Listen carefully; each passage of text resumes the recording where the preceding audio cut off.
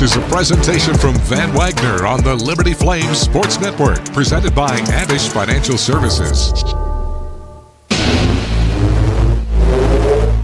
It's time for Liberty Flames baseball. The 0-1. Swing, high fly ball, deep right field. Did he get enough? He did! That's the ball game! Jackson Sorensen sends him home in Lynchburg! The pitch. Got him swinging. Strikeout ends the inning. 9 punch-outs on the day for Ben Blair. With a mix of returning stars and hungry newcomers, the Flames are ready to take aim at Conference USA and some of the best teams in the country. Slider swung on and missed for strike 3. That's the ball game. And the Flames stun the Wolfpack in Raleigh. Liberty comes to UVA and wins the ball game. 10-3, the final score. From third, he'll score, and the Flames walk it off. 3-season CUSA Pitcher of the Year, Ben Blair, All-Conference shortstop Tanner Marsh, and the rest of the Flames under head coach Bradley LaCroix are dialed in and looking to leave their mark. You know, I think LaCroix really built us a team this year that has, really good chemistry. You know, we all want to be here. We all want to win. We all have that faith. I want to win with these guys. Guys I've played with the last year, 2 years, guys I love. We're all hungry. We're all ready to get out there and prove ourselves. Follow Flames baseball all season long right here on the Liberty Flames mobile app, libertyflames.com, and Liberty Baseball on social media.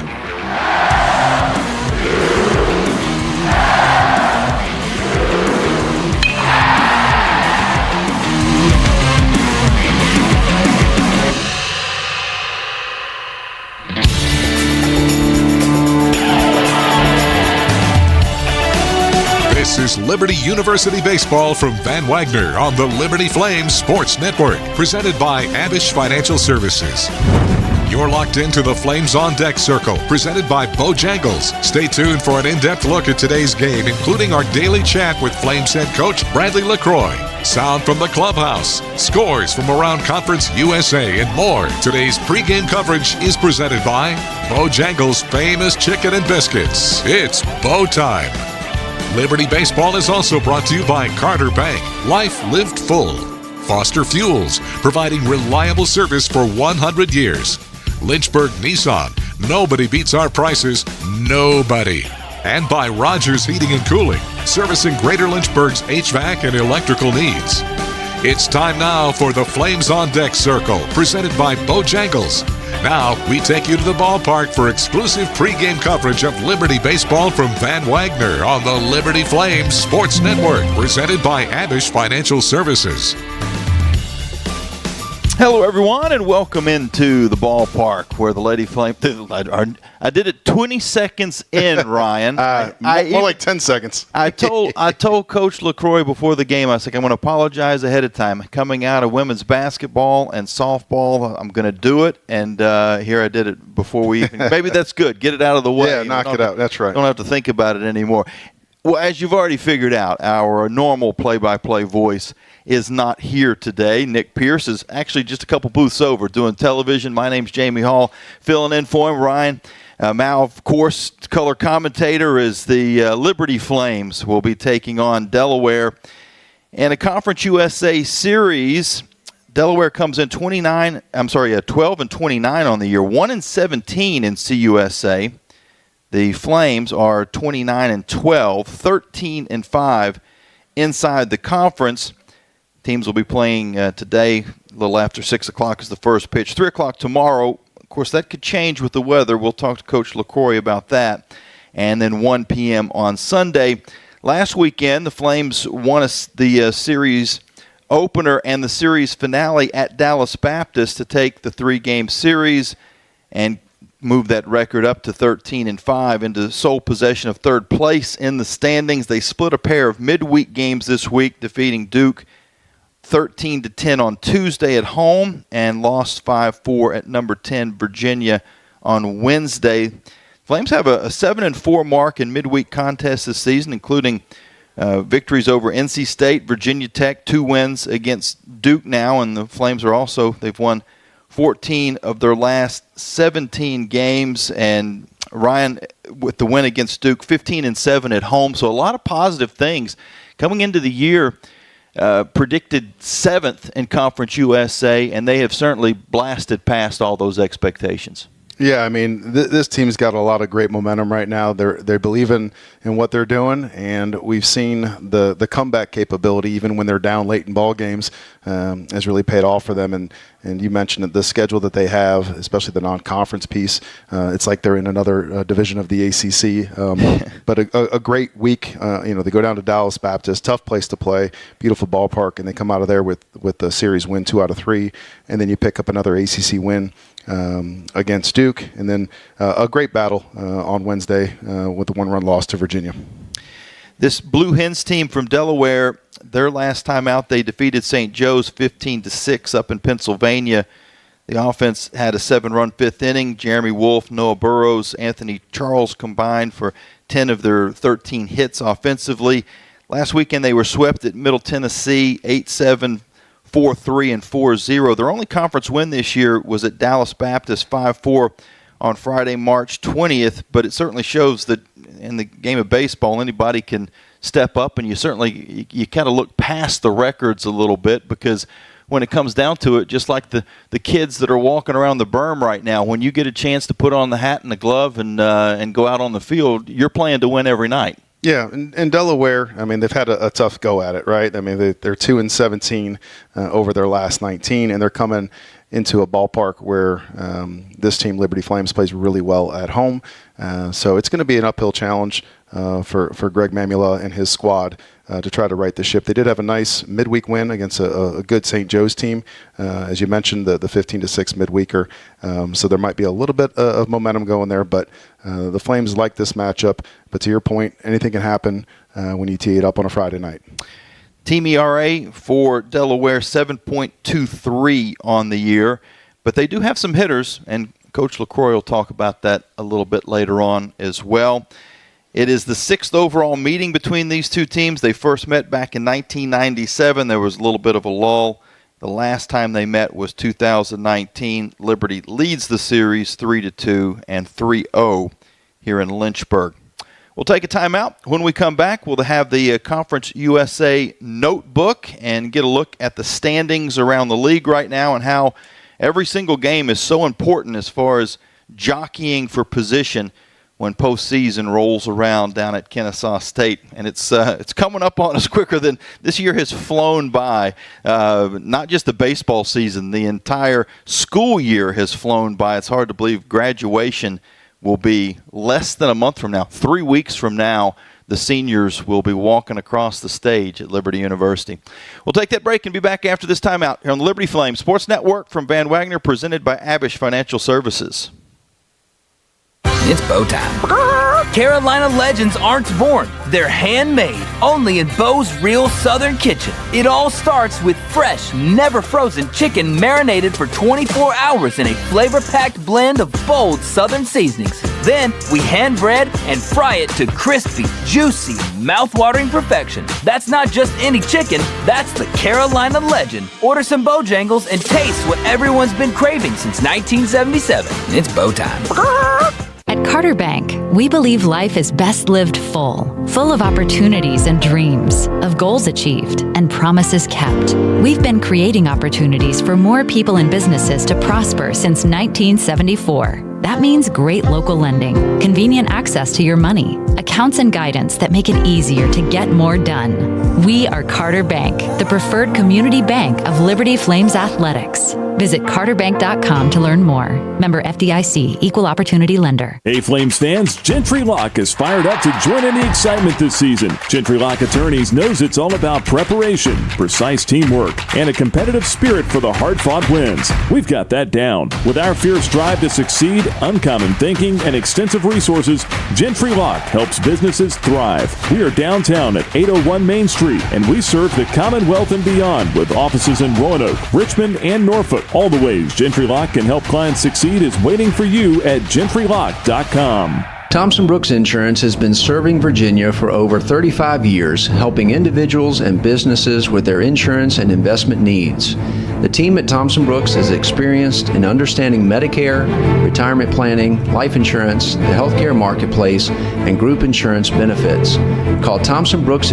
Ryan, as we take a look previewing this game with the Flames and Delaware tonight, I was actually talking to Nick Pierce, who's over on TV this evening, earlier this afternoon, and we were talking about, and he actually mentioned on the Clubhouse Report this week that it's possible that the Flames could even sweep this weekend, and from an RPI standpoint, because of where Delaware is, that you could actually lose some traction in the RPI. So I said to him, I was like, well, in some ways, if the rain were to be an issue and you lost a game this weekend, it might actually help your RPI as far as the weekend is concerned. But then he brought up an even bigger point. No, wins is what factors into the standings. And if you want to win the regular season championship, you need to win as many games as possible. And the way the tournament format in Conference USA is this year, if you're the number 1 seed, basically you just have to win one game in the round robin and you're through, because the top 3, each of the pools goes through, the winner of the pools, and then the highest seeded team that didn't win a pool gets in. So basically you win one game and you're in. So there's a lot of incentive to be the number 1 seed or to be as high a seed as possible. So much for my theory on the losing some space on the RPI. Really, it comes down to just conference wins at this point. Yeah, and excuse me, that's something that's out of their control, right? I mean, they can't control where Delaware's at in the RPI when they enter the park here this weekend. So it's not something that unfortunately you factor in as a coach. You try to prepare your team. They've got to get conference wins, and to your point, it's just about driving yourself up in the standings and trying to secure the best spot in tournament play that you can. So the only time, just because you mentioned it, the only time I've actually seen a coaching staff try to maneuver that, it worked in their advantage years ago, was Coastal Radford. Let's just say they watched it rain and didn't put the tarp on, and somehow both those teams took a leap up in the seedings. But now the way this conference is structured, when it comes down to wins, they're going to want to play. They're going to want to get it done regardless of the RPI on the other side. Well, let's take a look at those standings. Jack State still at the top, 16-2. Missouri State right behind them, couple games, 14-4, and then you've got the Flames, 13-5. Game ahead of Dallas Baptist, 12-6. And the good news there is the Flames have the tiebreaker with Dallas Baptist, having won 2 of 3 over the last weekend. Louisiana Tech is 11-7, and those are all the teams with winning records as far as the conference is concerned. Only 9 teams get in, so do a little math down here, and Delaware's got a lot of work to do to get themselves into the tournament. They're 1-17 right now, 4 games behind FIU in front of them, and they would need to get to 7 wins to have a chance to get into conference pool play at the end of the year. And as a coach, and I know you've probably been on both sides of this coin, fighting your way to the top of the standings and also having some times where there's just a year that you'd like to hit reset. What point do you start, whether you mean to or not, start thinking about next season? Yeah, I mean, I've been in both sides. Unfortunately, I've been a little bit more on Delaware's side, a little too frequently. But I know Coach Greg Mamula very well. He's not going to start looking to next season. Of course, from a recruiting standpoint, you're already thinking about, where do we got to get better? Here's all of our deficiencies that have been on display for, roughly 40 games. And you're already thinking about how can we get better quickly, in the transfer portal with some of the freshmen and upcomers that they have, hopefully, in the pipeline. But, as a coach, when you're in that dugout, all you can control is the next game, the next pitch. So you're motivating your guys, and how he uses that motivation, what he uses to motivate them, mathematically, to your point, with only, 12 conference games left, a very difficult opponent on the road here this weekend for them with Liberty. Then you got at Sam Houston later on, and then you got Western Kentucky. It looks like an extremely uphill battle for them. But it starts with one game for them, and that's the mindset. You try to get to your players, and you try to use the momentum from the midweek win that they had and try to get something rolling. As far as the games that are going on tonight in Conference USA, Kennesaw State plays at Western Kentucky. That's a 6 o'clock start. Dallas Baptist at FIU also at 6. At 7 tonight, Missouri State goes to Louisiana Tech. Jack State hosts New Mexico State, and Sam Houston hosts Middle Tennessee State. That's actually a 7:30 first pitch, and we'll keep you updated as the evening goes along to all of that as we get ready for Liberty and Delaware. Here on the Liberty Flames Sports Network from Van Wagner, presented by Abish Financial Services. It's time now for the play of the game, presented by Freedom First Credit Union, where people bank for good. They got a strong resume, the 2-2. There's a liner out towards shallow right field. Swafford going out. He dives, and he caught it. What a play by Easton Swafford. Playing out there in that rover spot in shallow right field. Flames have the shift on, and that's why. Lays out and makes a beautiful catch for out number 3 in the 7th. That was the play of the game, presented by Freedom First Credit Union. Stay tuned. The Flames on Deck Circle, presented by Bojangles, continues after this from Van Wagner on the Liberty Flames Sports Network, presented by Abish Financial Services. Have you downloaded the Liberty Flames mobile app? If not, what are you waiting for? The Liberty Flames mobile app is your lifeline to Flames athletics. Get the latest news on your favorite teams. Find upcoming schedules. Buy and download tickets to the next game. Listen to podcasts and hear our online Liberty Flames Sports Network audio broadcast. High fly ball, deep center field. Snyder going back. It's out of here.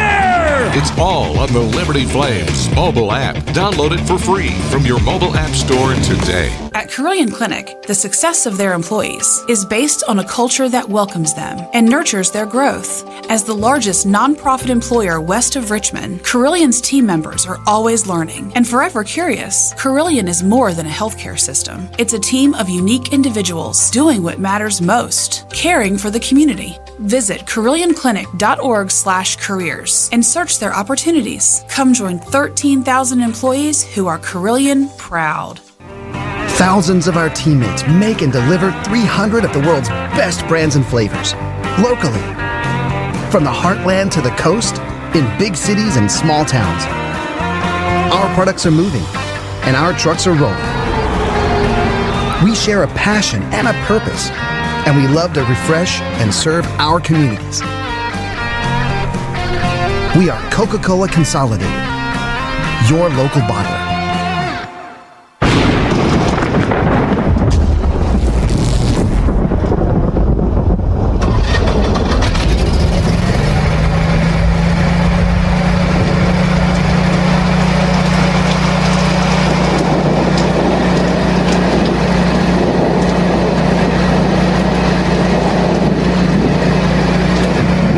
Heating, cooling, electrical, and plumbing. Your certified Generac backup generator experts. Online at callrogers.com. You're locked into pregame coverage of Liberty Baseball from Van Wagner on the Liberty Flames Sports Network, presented by Abish Financial Services. Now, the Flames on Deck Circle, presented by Bojangles, continues with the thoughts of Liberty Baseball head coach Bradley LaCroix. Our pregame chat with the coach is powered by Rogers Heating and Cooling. Well, Coach, before we get into this series with Delaware, a busy midweek for you and your team. Nice comeback from behind win against Duke. Tough loss up at Charlottesville, but all in all, what would you grade the midweek? Yeah, it was good. I mean, we split, a double midweek against two ACC teams, which, this time of the year, double midweeks are tough. I mean, it was how our schedule worked out. And, I was proud of the guys Tuesday night coming back. We got down early against Duke, but kept competing and believing, and, had a big eighth inning and ended up winning the game. And then, Wednesday at Charlottesville against a highly ranked UVA team, we played well and we competed. We just had a couple bad innings on pitching and defense where we didn't make the plays, make the pitches that we needed to. And against a really good team, they're going to take advantage of that.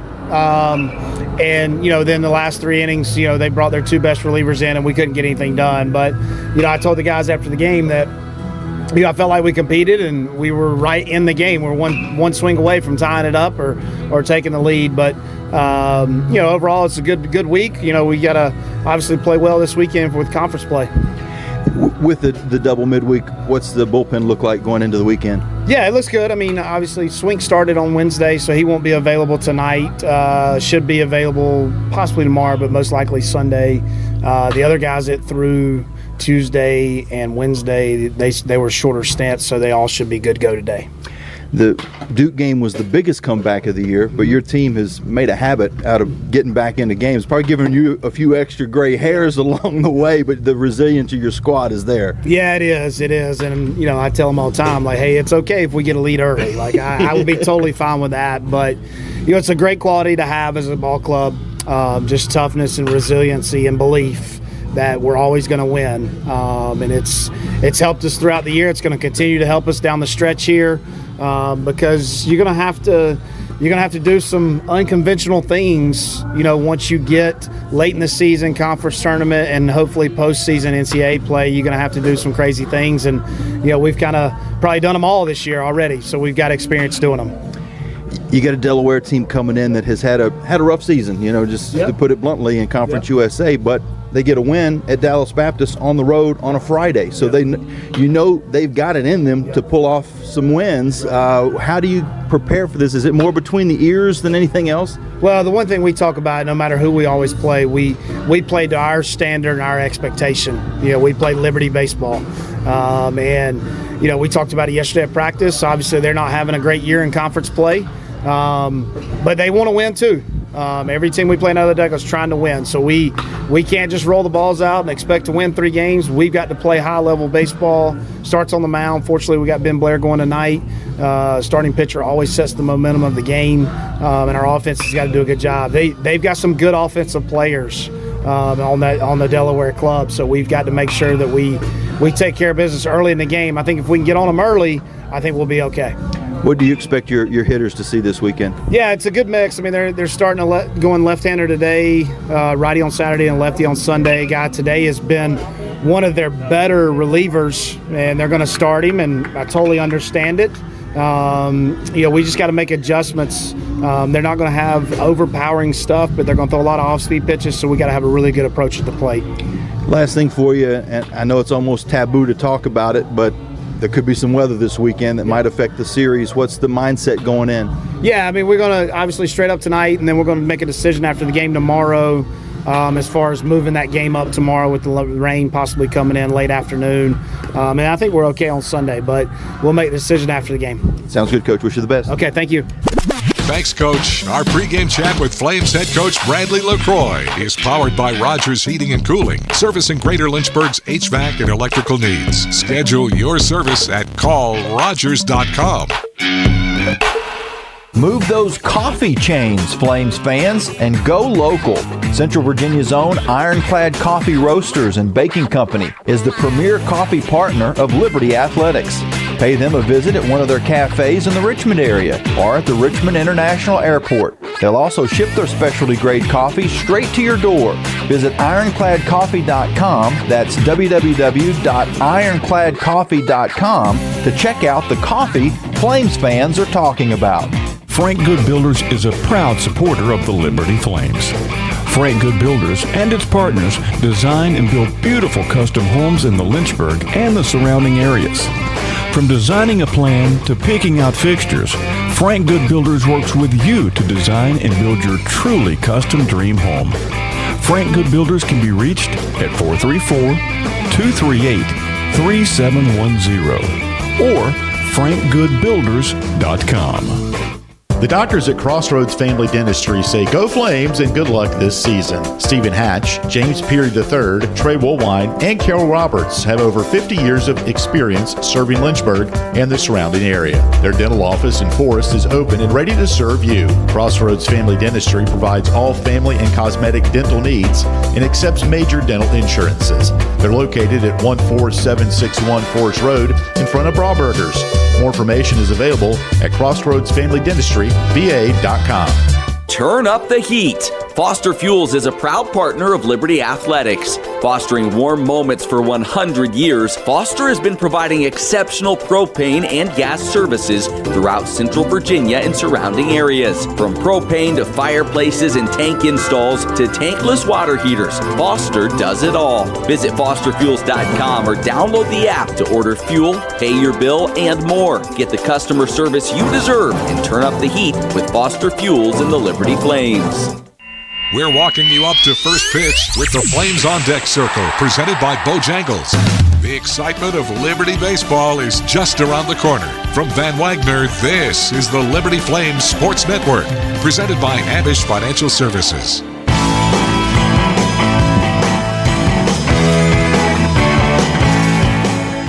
Welcome back into the booth. Jamie Hall and Ryan Mao with you. I'm filling in today for Nick Pierce, who's across the booth to our right, doing a little TV this evening. So we'll do our best to fill in his big shoes.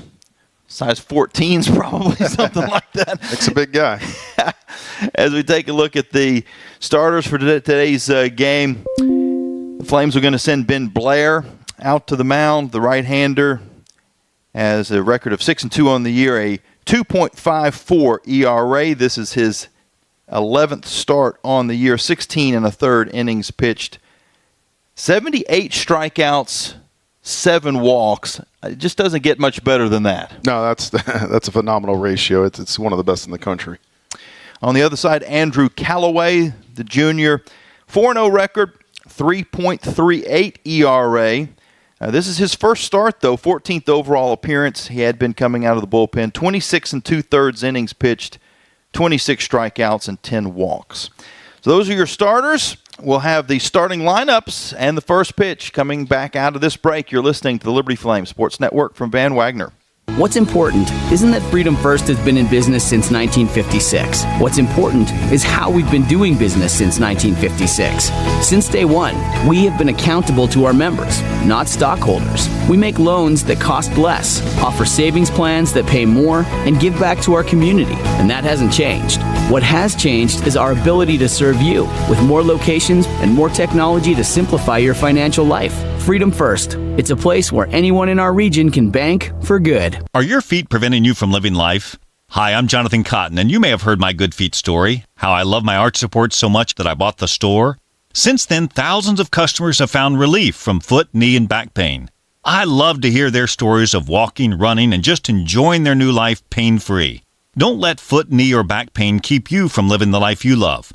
Come into the Good Feet store for your free fitting and test walk.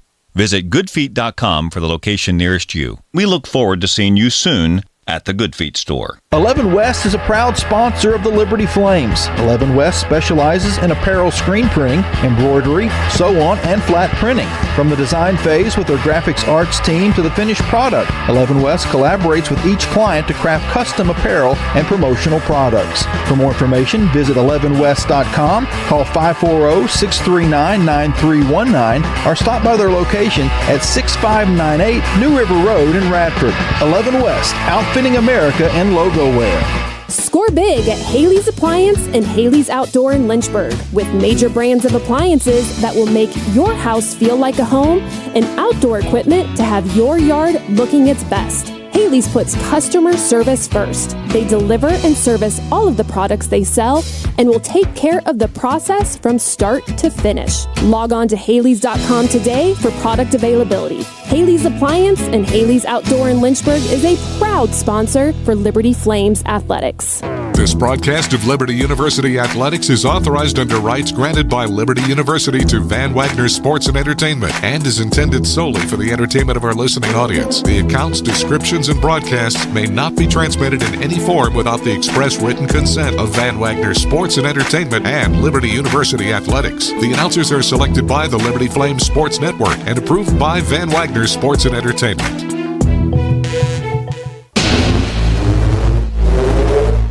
It's time for Liberty Flames Baseball. The 0-1. Swing, high fly ball, deep right field. Did he get enough? He did! That's the ball game! Jackson Sorensen sends him home in Lynchburg! The pitch. Got him swinging, strikeout ends the inning. 9 punch-outs on the day for Ben Blair. With a mix of returning stars and hungry newcomers, the Flames are ready to take aim at Conference USA and some of the best teams in the country. Slider swung out and missed for strike 3. That's the ball game. And the Flames stun the Wolfpack in Raleigh. Liberty comes to UVA and wins the ball game. 10-3, the final score. From third, he'll score, and the Flames walk it off. Three-season CUSA Pitcher of the Year, Ben Blair, All-Conference shortstop Tanner Marsh, and the rest of the Flames under head coach Bradley LaCroix are dialed in and looking to leave their mark. You know, I think LaCroix really built us a team this year that has like really good chemistry. You know, we all want to be here. We all want to win. We all have that faith. I want to win with these guys. Guys I've played with the last year, 2 years. Guys I love. We're all hungry. We're all ready to get out there and prove ourselves. Follow Flames baseball all season long right here on the Liberty Flames mobile app, libertyflames.com, and Liberty Baseball on social media.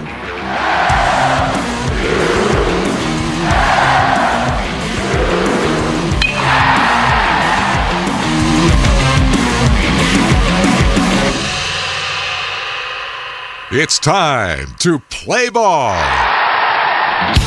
Welcome to live play-by-play coverage of Liberty Baseball from Van Wagner on the Liberty Flames Sports Network, presented by Abish Financial Services. Today's game is brought to you by Bojangles' famous chicken and biscuits. It's Bo time. Liberty Baseball is also brought to you by Carter Bank, Life Lived Full. Foster Fuels, providing reliable service for 100 years. Lynchburg Nissan, nobody beats our prices, nobody. And by Rogers Heating and Cooling, servicing Greater Lynchburg's HVAC and electrical needs. Now let's take you out to the ballpark for the call of the game. This is Liberty Baseball on the Liberty Flames Sports Network from Van Wagner. Welcome back into the park. Jamie Hall and Ryan Mao with you. And the Flames have taken to the field as they'll do battle with Delaware this weekend in a 3-game Conference USA series. For Delaware, they are 12-29 on the year, 1-17 in the conference. Sal Mineo will lead things off and play center field, the sophomore hitting .287 on the year. Then you got the catcher, L.T. Cockrell, the senior, .245 hitter. Mineo, a lefty at the top of the lineup. Then you've got a string of righties. Cockrell and Evan Bolden, the first baseman. Senior bats third, hits .354. Sam Winslet plays third and bats fourth. The sophomore is hitting .301 on the season. Jeremy Wolf is the second baseman. He's also a righty. Batting in the 5 spot, the senior's hitting .250. Noah Burrows is a .228 hitter. The sophomore is playing out in left field. He's also a righty. Now back to the left side. Batting 7th and playing short is Harry Carr. He's a sophomore, 176 hitter. Then you got the designated hitter, Anthony DeCesare. DeCesare is a freshman, .263 on the year, a righty. And then finally back over on the left side, playing right field, Anthony Charles. He is a senior, hitting .260. Starting pitcher for Delaware is Andrew Callaway. Starting for the Flames will be Ben Blair. Flames will have a very similar lineup to one we've seen all season long. Tanner Marsh will hit first and play short. Riley DeCandido is out in right field hitting second. Jordan Jaffe plays third and bats third. At first base is Jackson Sorensen. He's the cleanup hitter. Nick Barone out in left field batting fifth. Easton Swafford plays second base and is hitting second. The DH for the Flames, Landon Seeley, bats seventh. Kyle Vidstein is the catcher and bats eighth. And Josh Campos out in center field finishing up in the 9-hole as we're just about ready for some baseball. And at last check, 78 degrees in Lynchburg, a warm day. The weather could certainly alter the schedule a little bit tomorrow.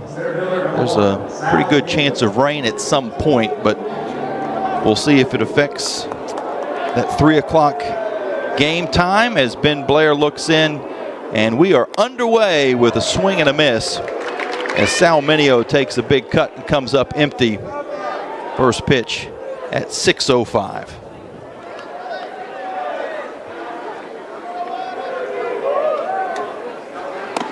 The 0-1 high and tight, 1 ball and 1 strike. Yeah, Ben's going to have to do a good job of just setting the tone, which he always does on a Friday night. And this is going to be a tough matchup for these Delaware hitters. Ben's got some overpowering stuff.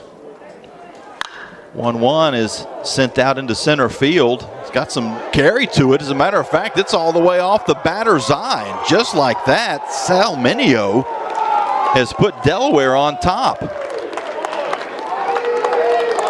When that left the bat, I wasn't sure, but it just kept going. It was about halfway up the batter's eye. Yeah, something off speed, just sat up, kind of rolled out of Ben's hand, sat up in the upper half of the zone, and Mineo, a really good hitter, hitting 287, as you mentioned, with 6 home runs, 23 RBIs, just hit his 7th home run. That ball just got up in the jet stream. The wind is definitely blowing out a little bit towards center field, so, but he got all of that one. Not the start you wanted for the Flames. LT Cockrell, the catcher, will now bat. First pitch to him is taken for a ball, and kind of shocks the system a little bit if you're the Flames. Obviously, we expect that there was going to be some runs scored in this ball game, but you don't expect it to be that quickly. 2-0 as Cockrell gets out ahead. Yeah, and Coach LaCroix mentioned that, you guys can let me, coach with the lead every now and then, but that's not the case tonight, and so they're very comfortable playing from behind. He just didn't want to be from the first inning. Blair fires in and finds the zone. 2 balls and 1 strike.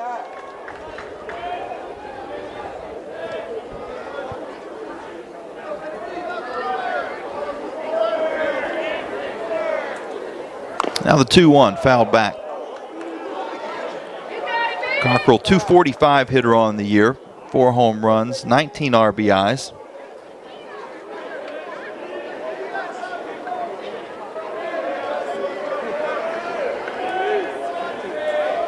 If you're just tuning in, this Blue Hens team, as this pitch is taken for a ball, they've been fighting it in Conference USA. Only 1-17. That one win was against Dallas Baptist on March 20th.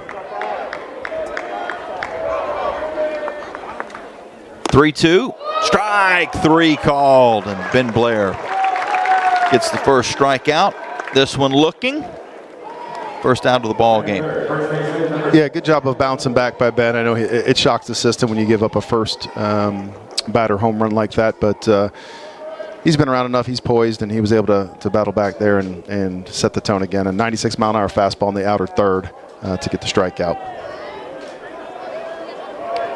Evan Bolden, the first baseman for Delaware. He hits the first pitch, a little floater.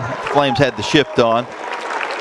Easy play behind second base by Easton Swafford, who had swung around. Third baseman number 22, Sam Winsett. Sam Winsett. Winsett, the third baseman, will dig in.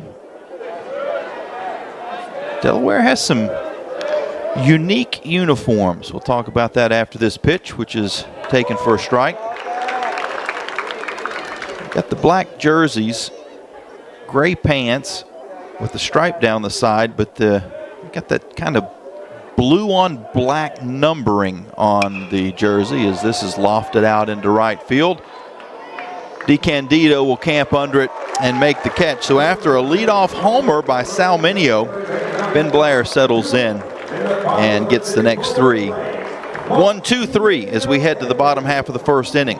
Here on the Liberty Flames Sports Network from Van Wagner, presented by Abish Financial Services.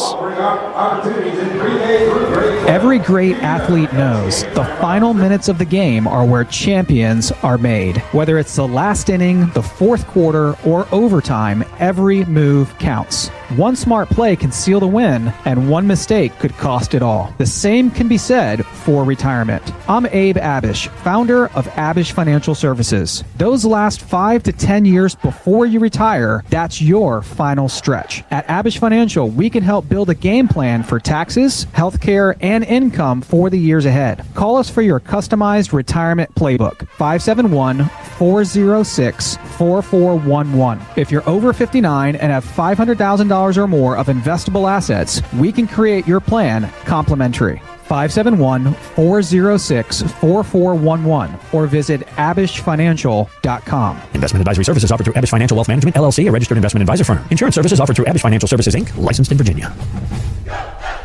Want a unique experience for your next Flames home game? Watch from the Flame Train. See the game in our right field locomotive and have a private area for your group. Call 434-582-SEAT or go to LibertyFlamesBaseball.com for more details.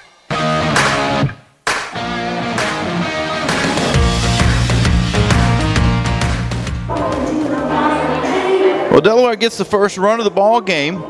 Leadoff homer in the top of the first. The Flames are going to try to get it back. And Ryan, as we take a look at the mound for Delaware, kind of a unique situation. First start of the year for Andrew Callaway, but certainly one of their better pitchers out of the bullpen. Now going to get a chance to begin one. Yeah, and as you mentioned earlier on, Andrew, in his 14th appearance, all out of the pen up until this point, getting his first start. He's been one of their more consistent relievers out of the pen. And when you're struggling like the Blue Hens have been, you find it yourself as a coach going, I can't get one of my better arms in a crucial situation. We're always behind. So this is an opportunity at this point in the season. Let's see if he can give you a start. And a Friday night's a good time to roll him out and see if he can try to flip this around for Delaware. Tanner Marsh will lead things off for the Flames. I'd be curious from a psychological standpoint, Ryan, and I know you've, over the years, I'm sure dealt with some pitchers. I kind of think they're kind of like the kickers of baseball a little bit. You know, you leave them to themselves, and you don't. We're creatures of habit. I mean, I may or may not have eaten breakfast at the same spot in Charleston before every start, had the same 4-cheese omelet. But this is an opportunity that he's excited about, I'm sure. I mean, he's been a reliever on a team that's struggling, and now they hand him the ball and look to him on a Friday night to match up against this Flames offense. His first pitch to Marsh, I should say, is taken for a strike.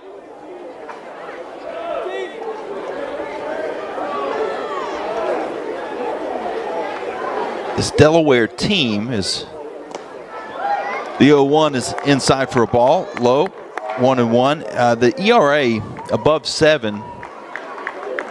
So much has been put on their offense to score a bunch of runs to be able to stay in games. They'd love to be able to get 4 or 5 innings here at the beginning, as this pitch is roped down the third base line into the corner. It's going to be extra bases as Marsh digs into second with a leadoff double.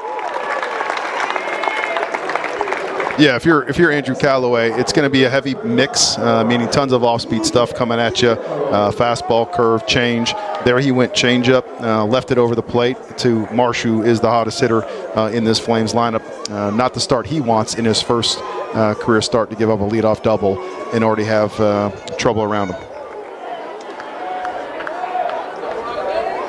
Brings up Riley DiCandido, the Flames right fielder.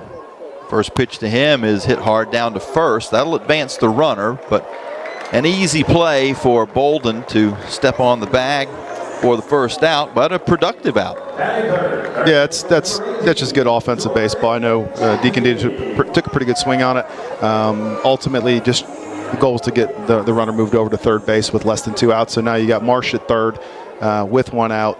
Looks like the middle's going to stay back in the infield. Corners are going to be up, which will give you a ground ball situation to pick up an RBI. First pitch to Jaffe is going to be sent out into left center field for a base hit. The Flames are on the board. The ball hops away.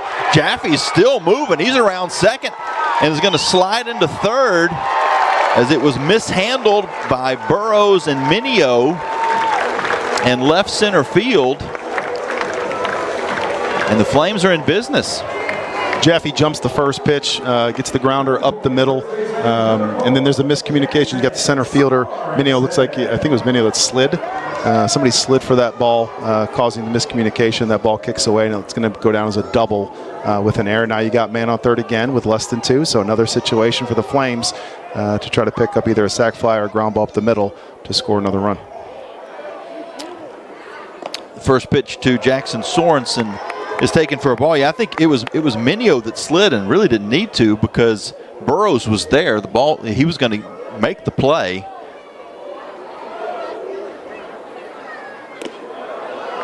(1-0) just outside, 2 balls and no strikes. And maybe in that spot, Minio was thinking, I can get him at second if I slide across and make this play, but yeah, I think he's just trying to do too much right there in a miscommunication. Strike called. 2-1 to Sorensen. I mean, you love the effort, you love the hustle. That's not a play you need to slide to keep the ball in front. It wasn't hit that hard. It was a ground ball up the middle. He felt like he just slide because he didn't know where his left fielder was, and he was already in place. Called strike. You can tell by the crowd reaction that if they had ABS, they would be calling for a review. Yeah, as a curveball, I thought it was a little bit up, and so did the crowd. 2-2, got him. Off speed was out in front. That's the second out of the inning, and that is an unproductive out as the runner still stands at third in Jaffe. Yeah, that's a tough one. That's the one that Coach LaCroix tried to drive home to his team. You have a man on third, less than 2 outs. Especially with 2 strikes, we just got to get a ball in play there. It's going to be an RBI if you can just put that ball in play, and unfortunately went down swinging. Going to take a 2-out hit from Nick Barone. He swings at the first pitch. It's played by the third baseman Winsett over to first in time. Seems like the Flames are keying in on pitches early in the count. It worked a couple of times, didn't work there. So they do leave a runner stranded at third after a couple of hits in the inning and 1 run across to tie the ball game up at 1-1. After 1, you're listening to the Liberty Flames Sports Network from Van Wagner, presented by Abish Financial Services.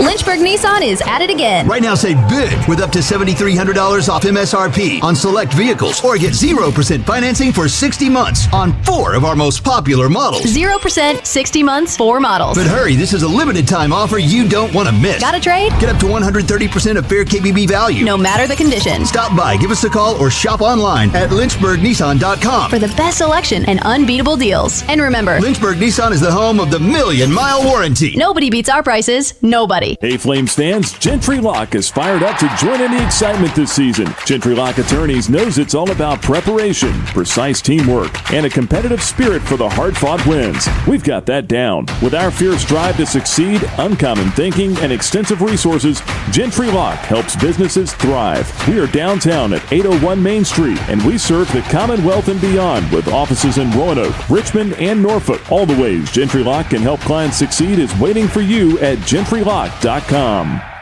Now back to more Flames baseball from Van Wagner on the Liberty Flames Sports Network, presented by Abish Financial Services. 1-1 after 1 inning. The Flames in Delaware. Some Friday night baseball here in Lynchburg. Crowd still filling in behind the Flames dugout.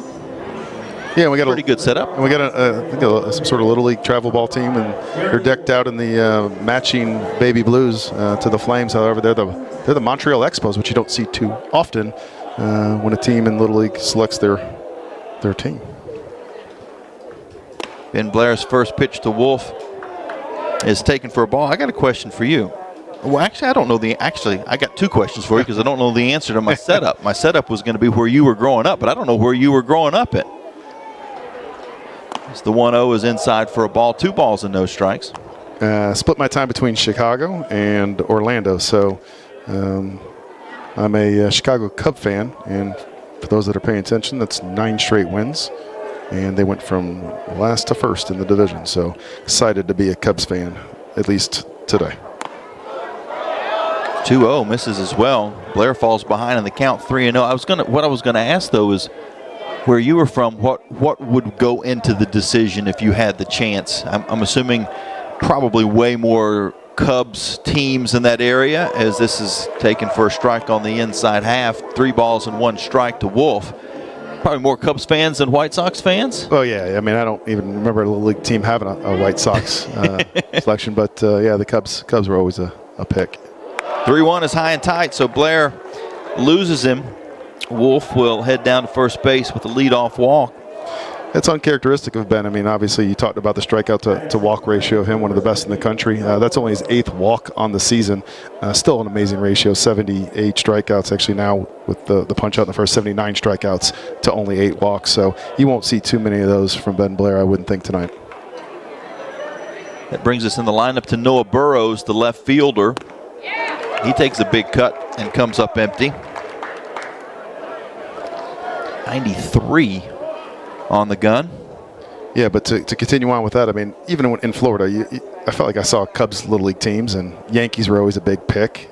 Braves, obviously, just being kind of southeast. Throw over to first, diving back in is Wolf. And I'll tell you, I was the Yankees at one point. I was a skinny little kid. So skinny that the pants didn't fit me. They were too big. And so my mom would have to sew the hem on the waistband. The 0-1.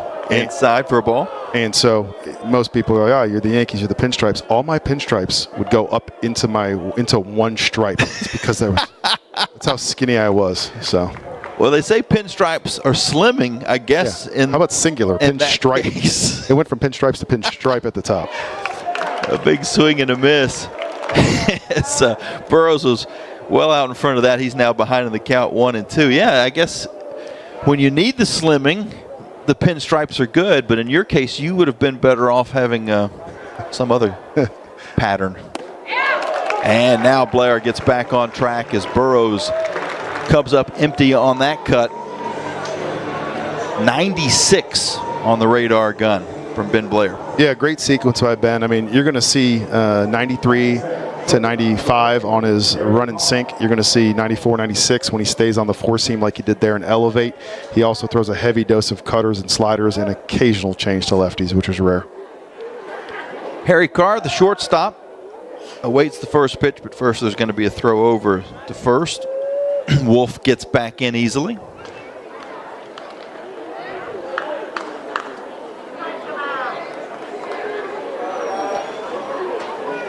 Wolf 176 on the year. Takes a strike. Could I use pinstripes now? Yeah, I wish I had the pinstripes now. Yes. Not when I was blowing in the wind. I remember being on the mound in my first high school start, and I was like 150 pounds, like 6'3", and wind was blowing, and man, he could have called me for a balk because I was all over the place. It takes longer for some kids to fill out. I was a late developer, yeah, for sure. So. Absolutely. I think it took me until I was about 27. The 0-1 foul back to the screen.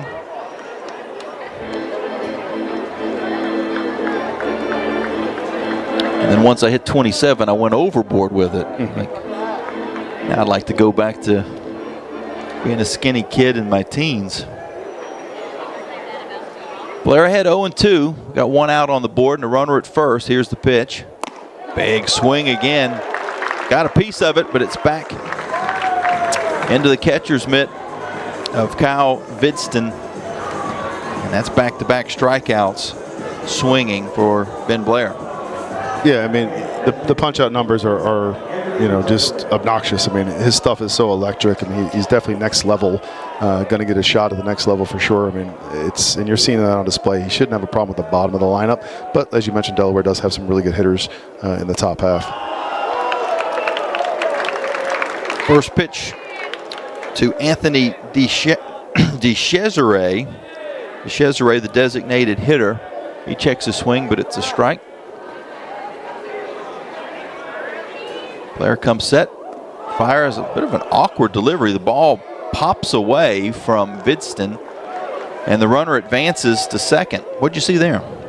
Yeah, I don't know if his cleat got caught. Something happened where Ben just lost his balance a little bit at release there. Looks like Coach Bradley LaCroix is going to come out to just check on the health of the pitcher, and Ben says, "No, I'm good." Yeah, it's. But as a coach, especially Ben Blair, but you're going to make sure he's okay. That guy's pretty darn good. You got to check on your Friday night guy, and just popped out. And of course, Ben waved him off. I'm good, coach. Thanks for coming out. As a coach, when you see your player get a cleat stuck or something like that, we'll come back to that thought. The 1-1 first fouled off, or let's say a ball that's hit back up the box and it glances off of them. And you know he's okay, and you know that the cleat's probably fine, that he's good, he just got stuck, but you still go out to check on him so that you can have an unofficial mound visit.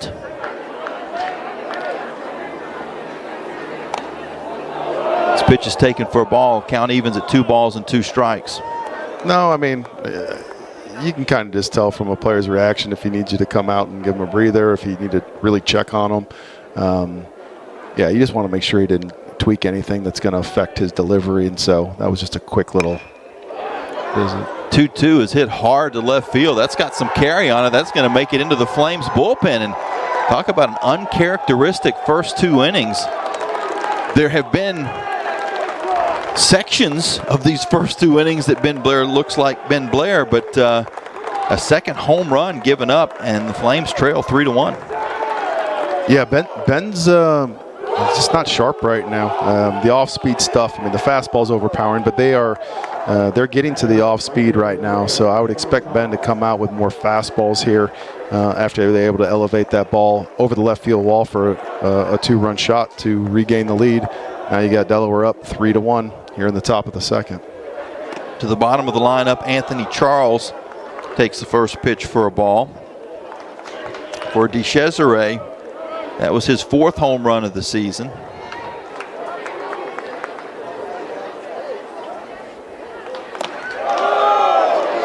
High and outside, ball 2.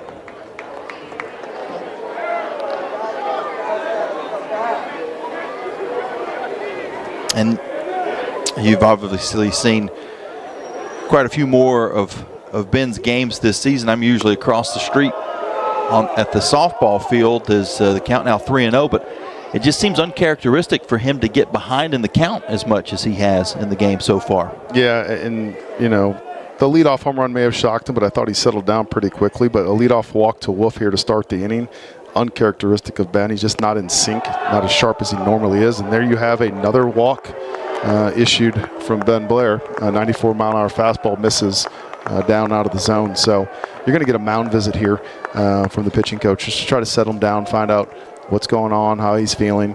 And then, you know, in this situation, I mean, you know his stuff. You know when he's on and when he's slightly off. And you're going to give him one of those little cues in the bullpen that helps get him, you know, mechanically right or get his head in the right space. So they're going to have a quick convo and see if they can get Ben back on track quickly. Flames pitching coach Keller Bradford, just one-on-one. Yeah, this is a spirited talk for sure here. Home plate umpire is going to break up the conversation. That's Caleb Devier. Jerry Burrish is at first. Nicholas Mull, I should say, Nicholas Mull at third, who is actually standing at second at the moment with the runner on. And as a coaching staff, you know who, when you go take those visits, you know who needs the spirited talk, right? and who needs the hand around the arm, you know, hand around the shoulders talk. And this was a definitely more spirited talk to try to get Ben locked in. Back to the top of the order, Sal Mineo, who had a solo homer to begin the game. He takes the first pitch for a ball.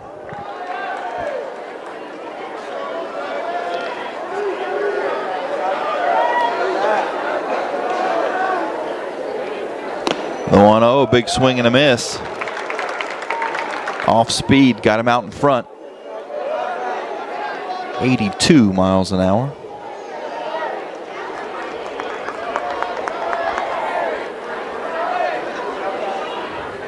The 1-1, runner goes, called strike. The throw down is not in time. Stolen base for Anthony Charles. Yeah, Charles got just an okay break. I thought it caught the Flames a little bit off guard there, but good jump. He's able to hold on the bag and grab a stolen base, get himself into scoring position with 2 outs. It's his 3rd stolen base of the year. Now a 1-2 pitch is grounded back to short. Marsh comes up with it, throws over in plenty of time to get the final out of the inning, but not before 2 runs come across for Delaware. A couple of walks, and then the 2-run homer by DeCesare. And the Blue Hens are up on the Flames 3-1 as we head to the bottom half of the second inning here on the Liberty Flames Sports Network from Van Wagner, presented by Abish Financial Services. True Flame fans know where to shop to show their pride. Shop LibertyFlames.com. We're your one-stop shop for official Liberty Flames merchandise. Plus, all orders ship free. Go red, white, and blue and visit ShopLibertyFlames.com today. That's ShopLibertyFlames.com. ShopLibertyFlames.com is a proud sponsor of Liberty Athletics. For all your Liberty Flames apparel needs, visit ShopLibertyFlames.com today. Owned and operated by a Liberty alum, Larry's Tire and Auto Repair offers complete auto service including tires, preventive maintenance, and more. Larry's Tire carries all major brands and is open from 8 a.m. to 5 p.m. Monday through Friday at any of their 4 locations, with 2 in Lynchburg, 1 in Forest, and 1 at Able Tire in Concord. More information on Larry's Tire is available at larrystireservice.com. Follow us on social media. Search LFSN Radio on X, formerly known as Twitter, Facebook, and Instagram for great content from Van Wagner on the Liberty Flames Sports Network, presented by Abish Financial Services. Flames have a little work to do. They're behind 3-1, but we're only in the bottom half of the second inning.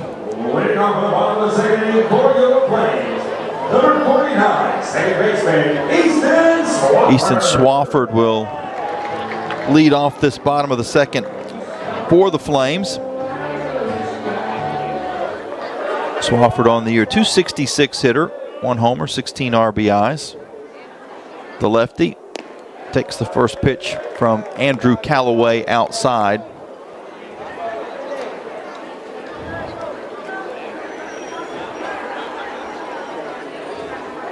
Now the 1-0.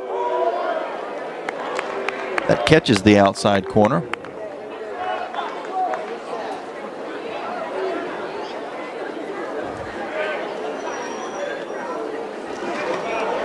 And outside again. They're working the outer half. Unfortunately, that went into the batter's box for Callaway, and he's behind the count, 2 balls and 1 strike.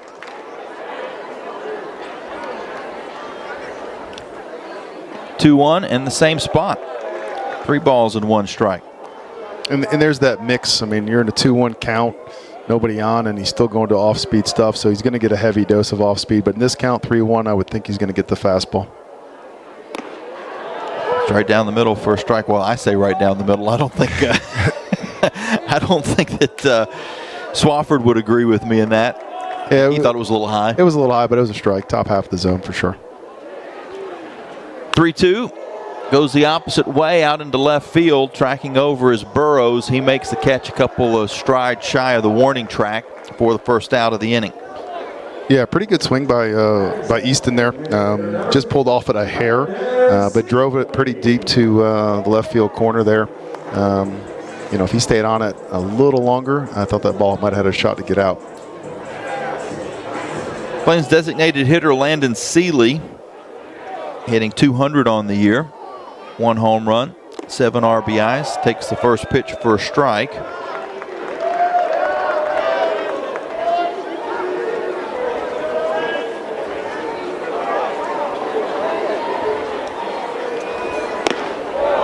The 0-1 evens things up at 1 ball and 1 strike.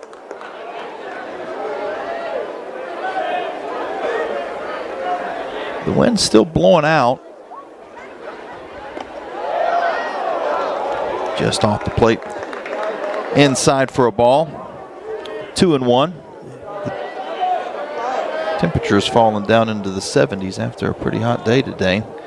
We have seen the ball flying as this pitch is grounded to second. Wolf is able to range across to his left and make the play for the second out. Yeah, good play by Wolf. I mean, he was pinched up the middle defensively, so he had to show off a little bit of range to the 4-hole to his glove side, but handled it easily here off the turf and able to record the out there for Seeley. I got Vidston coming up here in the 8-hole position.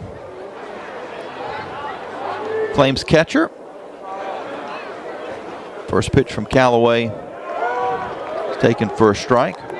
Yeah, Vidston hitting 176 on the year. This is a guy that's been really good behind the plate defensively, and they'd like to get him going a little bit more offensively. Right up on top of the plate as he takes a strike and falls behind in the count 0-2.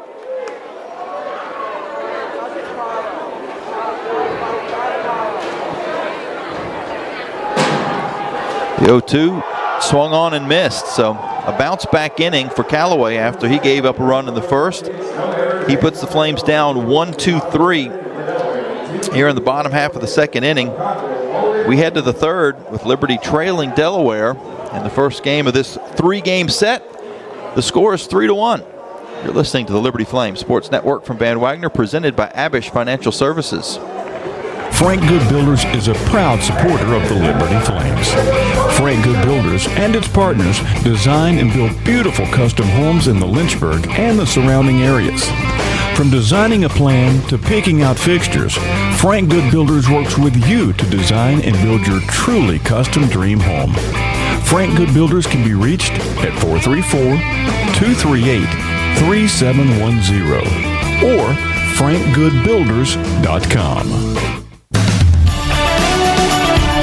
You're listening to Flames Baseball from Van Wagner on the Liberty Flames Sports Network, presented by Abish Financial Services.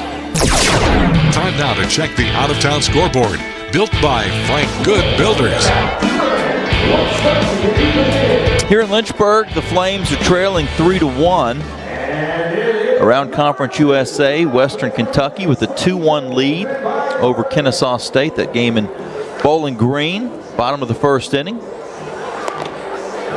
Dallas Baptist is on the road at Florida International. And the Panthers up 3-0. And they got the bases loaded with no outs in the bottom of the second inning.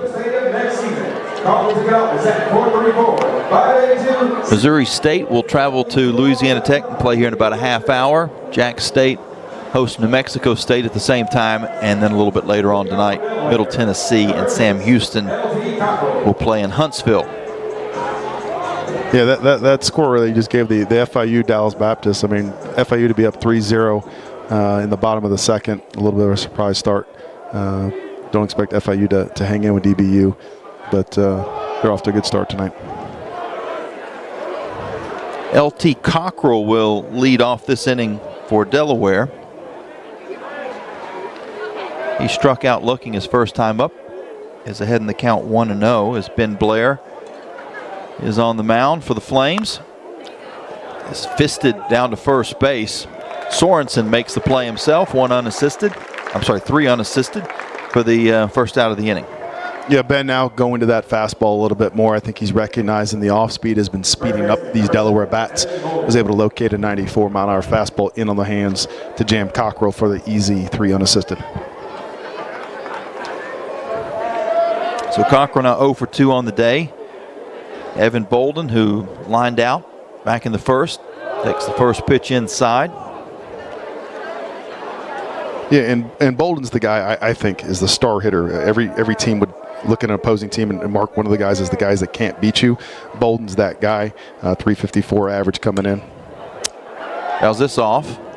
354 average with 9 home runs, 34 RBIs, and only 15 strikeouts. A really, really solid offensive showing from him. So he's the guy you got to be careful with that can do some serious damage. He's in the top 10 in quite a few offensive categories in Conference USA as he smokes this foul down the first base line.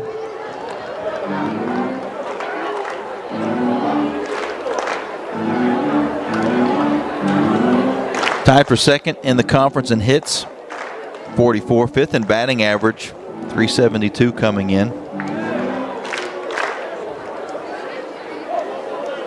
One of the best players actively in Division I baseball as he fouls this one off of himself. Now, ball made it all the way down past third base, so he's going to need to walk it off a bit. I'm not sure what that caught him on. Yeah, that caught that shin guard of his left leg. So, I mean, that's pretty frequent. That's why they have those and invented those.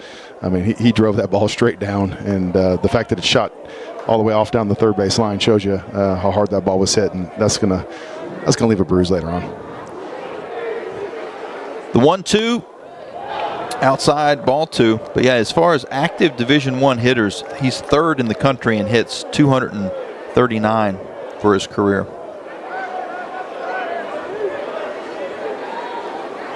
Another 2-2, hit hard to center field. Campos is going to get to it though. Just a couple of steps shy of the warning track for the second out of the inning. Yeah, well-located fastball on the outer third. Bolden just a little bit disconnected with his swing, but you still see the power there when he's even not on time. Still can drive that ball 380 feet to deep center, just not enough. Didn't get enough barrel on it. Sam Winsett, he's 0 for 1 on the day. Popped up his first time, takes a strike. He had a homer in their win against Delaware State.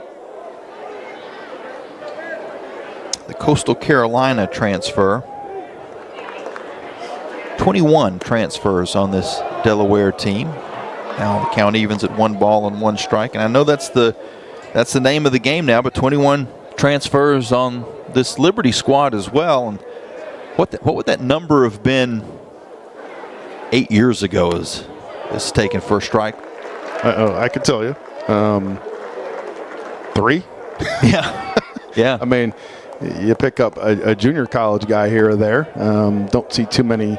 You didn't see any D1 to D1 because of the sit-out rules. So things have definitely changed across the landscape of NCAA baseball. 1-2 is fouled back, and that got an awful lot of Kyle Vidston. Looks like he's okay, though. Yep. And he thinks he caught it. He's down here. They're going to have somebody check on him, but home plate umpire Caleb Devier is going to walk out and talk to Ben and just buy Vidston a little time to shake that one off. Those are not. It never hit the ground. I think the ball got caught in his equipment. I'm not sure. Oh, boy, I'm not sure where that stuck. Did you see the? This was the Mariners last night or 2 nights ago? Line drive at the pitcher that went in his uniform. Yeah. 1-2 is hit hard down to third. Nice play by Jaffe. He throws over in plenty of time to get the out. But yeah, I saw that. And if it hadn't hit him at an angle, if it would have hit him square on, that would have been dangerous. He'd have been done. That was a hard hit ball in that game. Pretty hard hit here as well, but Vidston looks like he's okay, and the Flames are able to put the Blue Hens down 1-2-3 in this top half of the third inning. Delaware holds on to a 3-1 lead. The Flames are going to try to do something about that.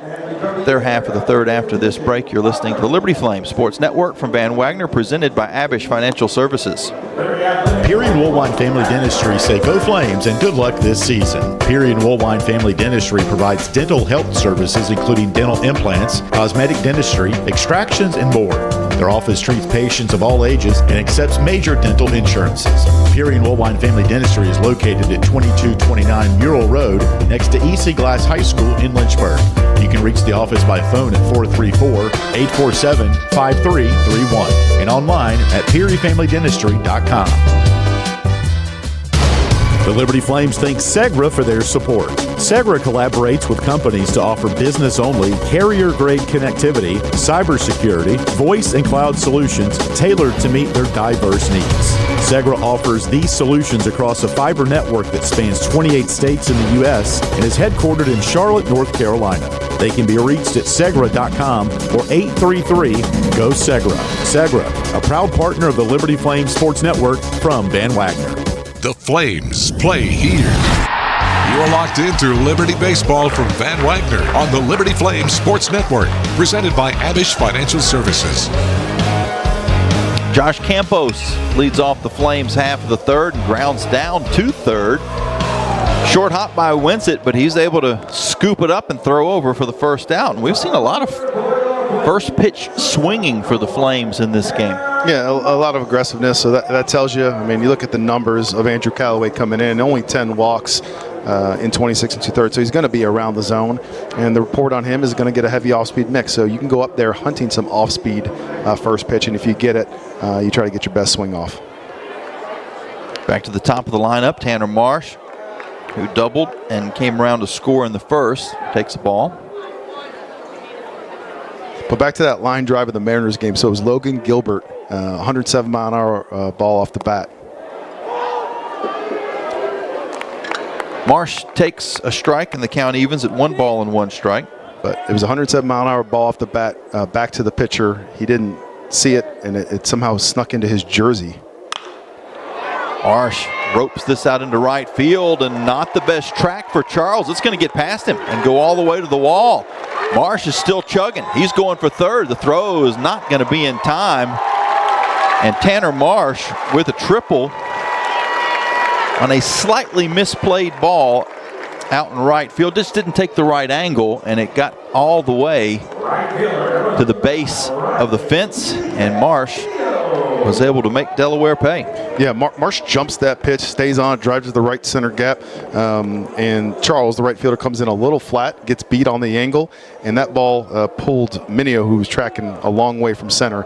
It pulled him significantly into the warning track, unable to retire Marsh and hold him to second. First pitch to DeCandido, and they're going to try to pick Marsh at third. It actually hit him. The throw up hit him. He's safe. Yeah, we had a back pick from the catcher, and he's kind of bounced in the dirt, or in the turf. Happened to hit Marsh, which kept the ball from going down in the corner. Yeah, that's the worst worst case scenario for Marsh. That's right. If it doesn't hit him, he scores. It does hit him, and now he's got a welt. 2-0 to DeCandido. He's taken for a strike. But Marsh's base running abilities and the speed, you saw it there. I mean, what is a double for most players? Because it pulled the center fielder, he's able to extend it into a triple. 2-1. Big swing, but DeCandido comes up empty. Yeah, this is that situation. You got infield back. You got man on third, one out. Got to have a ball in play in this situation from DeCandido. 2-2, swung on and missed. So now 2 outs with the runner at third. That's the second strikeout. The third strikeout of the game. One in each inning for Callaway. Jordan Jaffe, Flames third baseman, hits the first pitch high in the air, out in shallow right field. Charles comes in and makes the catch, and the Flames are going to leave Marsh stranded at third after the one-out triple. And Liberty not able to get anything across. Delaware's lead holds at 3-1 after 3 complete here on the Liberty Flames Sports Network from Van Wagner, presented by Abish Financial Services. John Barkley loves Tuesday nights with his pals. You guys ever seen a perfect game? Here we go. A night when scores made aren't nearly as important as friendships kept. Get out your phones. Gonna be epic. So he doesn't miss a night. John counts on Sentra to keep him healthy and at his best. Perfection begins now. Start your video. Delete your video. Like and share. Sentra, caring about folks like John. Thompson Brooks Insurance has been serving Virginia for over 35 years, helping individuals and businesses with their insurance and investment needs. Call Thompson Brooks Insurance at 434-385-8500. That's 434-385-8500, or visit them online at thompsonbrooksinsurance.com. Thompson Brooks Insurance, planning today for tomorrow. This is Liberty Baseball from Van Wagner on the Liberty Flames Sports Network, presented by Abish Financial Services. Time now to check the Carter Bank box score. Well, through 3, the Flames are trailing 3-1. 3 runs on 2 hits, 1 error for Delaware. Flames 1 run on 3 hits and no errors. Ben Blair on the mound for the Flames. Andrew Callaway pitching for Delaware. Jeremy Wolf, the leadoff hitter for the Blue Hens. Yeah, Wolf led off that second inning with a leadoff walk. Ended up being a run scored on that 2-run shot there in the second. It's behind in the count, though, now with this foul ball. 0-2.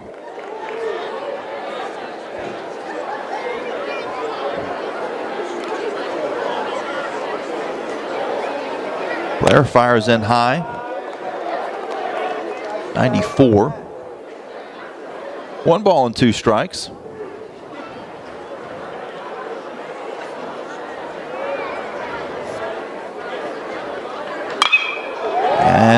A rope out into right field for a base hit. Jeremy Wolf is going to keep going. Little hesitation by DiCandido in right field, and Wolf took advantage. Wolf drives that fastball the other way. DiCandido actually dropped it, mishandled it, so it's going to go down as a single with an error, I believe. Just a misplay by DiCandido to try to keep the runner to first.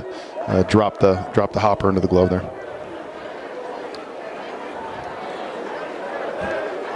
Noah Burrows, who struck out his first time, comes up with a runner in scoring position. Fouls the first one off.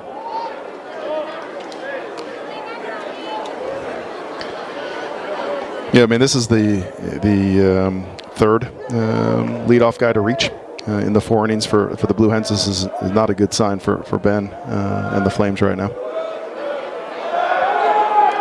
Going to try the pickoff back to second. Wolf back in easily. And offensively, you got to go back to the last inning where you have a man on third, again, less than 2 outs. Marsh gets the triple. DiCandido needs to put a ball in play there. Unfortunately, punches out, and Jaffe flies out to end the inning. Ball gets away from Bidston and making his way down to third on a bang-bang play, but sliding in safely is Wolf. Yeah, it's right now we're seeing some uncharacteristic Liberty baseball. I mean, it's a ball that just ejects out of Bidston's glove. It should go down as a pass ball, not a wild pitch, I would think. And it shoots away just enough for the runner to advance. Wolf does a good job of reading the distance between the ball and the catcher, able to advance to third. Now they have man on third, no outs with a 1-1 count. And the 1-1 is taken for a strike. It seemed like the home plate umpire for a brief second was about to ring him up with 2 strikes.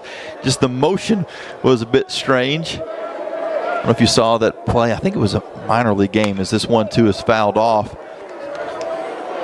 where the manager comes out of the dugout and the umpire was telling him to stay, but then he must have been asking a question that was more, he wasn't arguing a call, more about maybe an injury or something else, and the umpire was just about to throw him out and adjusted his hat. Yeah. High and tight, 2 balls and 2 strikes. Yeah, I did see that. That was an umpire that thought he heard something. We call those rabbit ears. Thinks he heard something that maybe didn't hear. Was ready to give him the quick heave-ho, and then immediately checked it down into a little tip of the cap instead. The 2-2 popped out of play. If I had $1 for every time an umpire was going to eject me but didn't, I don't think I'd have $1. Every time that finger went up, I was gone. Never seen one taken back. There have been a few occasions where it probably should have once the circumstances were understood. The 2-2 ground ball to short. The throw is going to come home, and they got him by a mile. Wolf is tagged out on the play. Tanner Marsh up quickly and wasn't playing in. That was just an aggressive throw home. Yeah, they were playing what we call middle depth. So, he was in that in-between depth, which is going to give the decision-making to the runner of Wolf of going, hey, you can challenge us here. You better make a good read. And he made the wrong read. Marsh, one of the best defenders in the game, comes up and fires a strike to Bidston, who applies the tag. And now a bunt that's in the air, and Ben Blair is going to make the play as Harry Carr got underneath the sacrifice attempt, and just like that, 2 outs. Oh, Ben showing off some athleticism, comes flying off the mound, goes on a 2-knee, looks like he's on a knee board out there, goes on a 2 knees, skids around the turf, comes up with the catch and records the out number 2.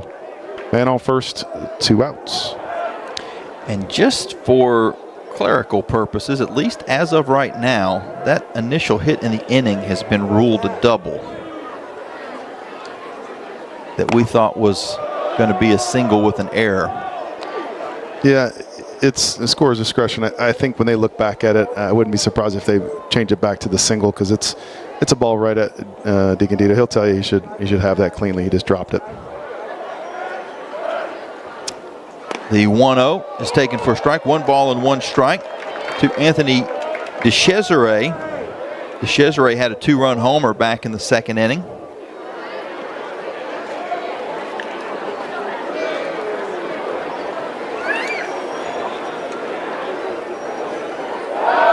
Throws over to first. And back easily is Burrows. Burrows reached on the fielder's choice. Yeah, Burrow's not normally a threat to run, only 2 for 3 on the stolen bases, but with 2 outs, this is when offenses like to gamble to try to get that guy into scoring position sometimes. Ground ball to second on the shift. Throw over by Swafford is in time. That bounded just behind the bag, but the Flames had that shift in the perfect spot to get the out. So after the leadoff at the moment double, the runner at third with nobody out, nothing across for Delaware. Scores 3-1, Blue Hens. Flames bats coming up after this timeout here on the Liberty Flames Sports Network from Van Wagner, presented by Abish Financial Services.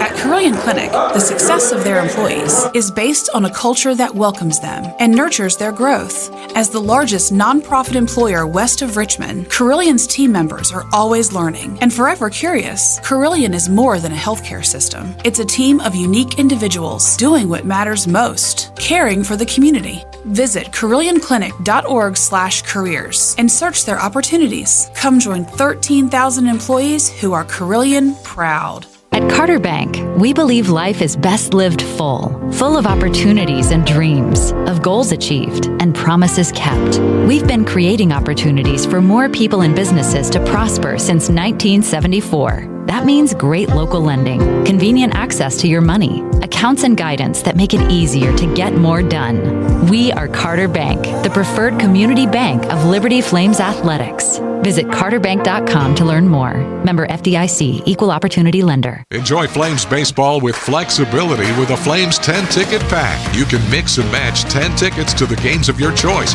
for just $50. Get yours at libertyflamesbaseball.com.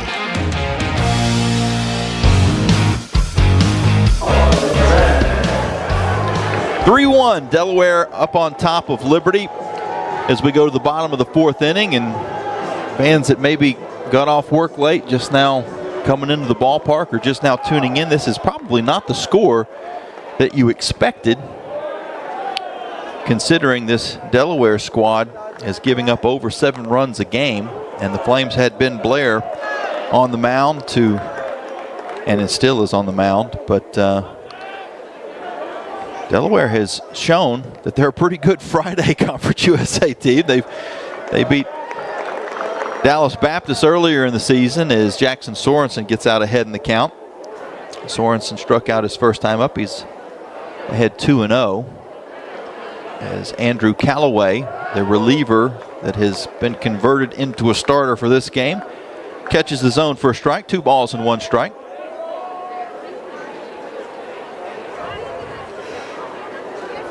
Two-1 is flared out into left field. Burrows will camp under it and make the catch for the first out. Definitely not the start that anybody expected here in the ballpark. I mean, as a coaching staff, you heard Coach LaCroix talk about it. You don't play up or down to opponents. You just play your style of baseball. It doesn't matter what it says on anybody else's jersey across the way. You play the game your way, regardless of opponent. And right now they just come out a little bit flat. But the Flames are known for coming back, so this wouldn't be a surprise if they are able to chip away here soon. Nick Barone takes the ball. And you want to talk about a hot hitter. Nick Barone over the last 10 games hitting .350 with 5 home runs, 17 RBIs. He's slugging .825. This guy is hot right now swinging the bat. Sends this down the right field line. It's going to go into foul territory. 1 ball and 1 strike. He also had the magical night, 3 home runs during that win over Duke on March 14th. The 1-1 to Barone. Low for a ball. 2 balls and 1 strike. The Flames in their powder blue jersey tops, red numbers, red helmets, white pants. 2-1.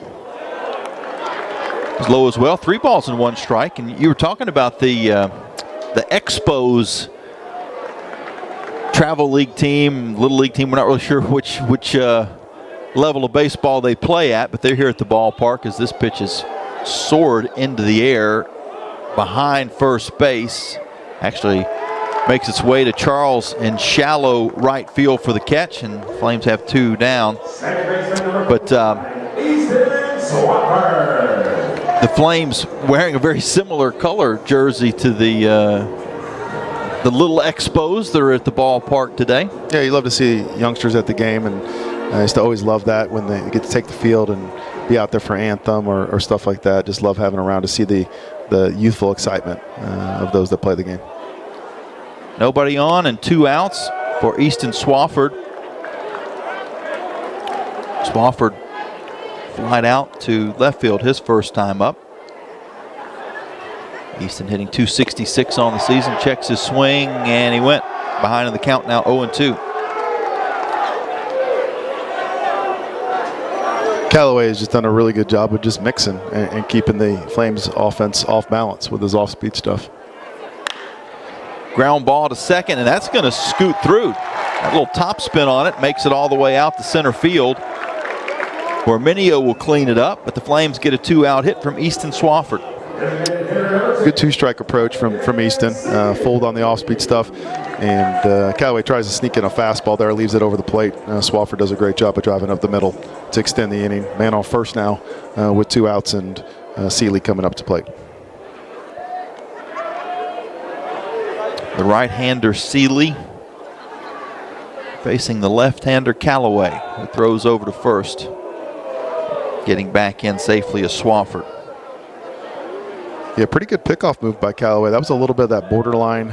You get 45-degree angle. He flirted with that a lot, but he's got 2 picks on the season, so he's got a pretty good move for a left-hander. This pitch is roped out into left field for a base hit. So the Flames trying to get a little 2-out magic going. They've got runners at first and second after the single by Seeley. Yeah, Seeley gets something down in the zone, does a really good job of taking the barrel south and dropping the head on it and driving that thing into left field to extend this. First and second now for the Flames with 2 outs. They need a little bit more of that 2-out magic that you referenced. Well, you talked earlier in the game about needing to get Kyle Vidston going as far as on the hitting side of things. Here's a great spot for him. 2-out base hit would get a run across, but the first pitch is swinging and it's popped up into center field, where Minio will range over to his left and make the catch for the final out. So the Flames leave a couple stranded after 2 hits. No runs across for Liberty in the 4th inning. It's still 3-1 Delaware as we head to the 5th after this break on the Liberty Flames Sports Network from Van Wagner, presented by Abish Financial Services. Hi, it's Jonathan Cotton, and people often ask me, what is the Good Feet store? I respond, we are an arch support store. When you come in, our staff is going to welcome you and listen to your needs. We want to learn about you, your lifestyle, your work, and the types of shoes you enjoy wearing. Then after measuring your feet, we are going to fit you from a selection of over 300 styles and sizes of arch supports. Come into the Good Feet store for your free fitting and test walk. Visit goodfeet.com for the location nearest you. We look forward to seeing you soon at the Good Feet store.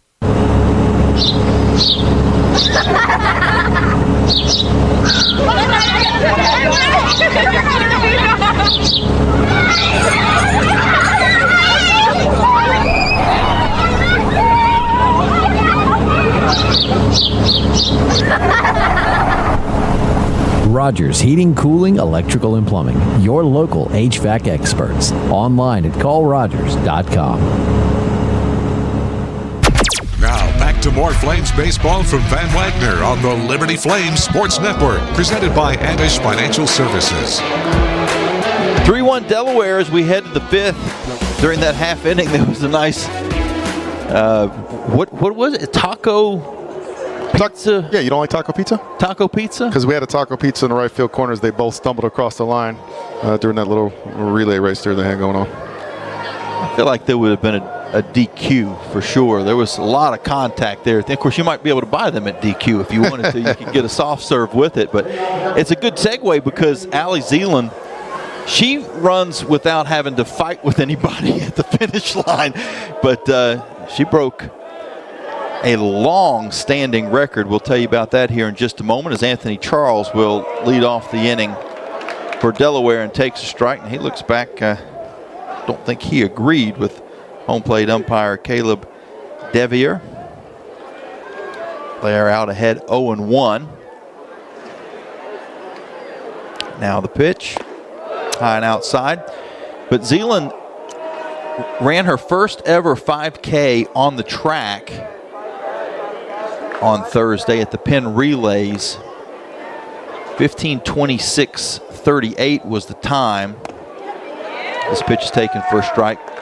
It broke both the Penn Relays and program record, and it was a long-standing record as far as the Penn Relays were concerned. That record had stood since 1984, as Blair is able to get Anthony Charles with the strikeout.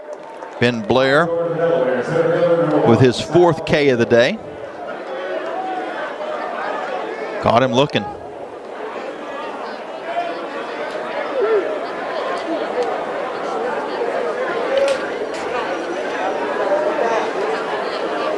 Those track athletes they're a breed of their own too, and I don't mean that in a bad way, but you just have to. I mean, anybody that likes to run for fun. Exactly. Mineo behind in the count, 0-1. Sal Mineo, the center fielder, struck out his last time, fouls this back to the screen, had a home run to lead off the ball game.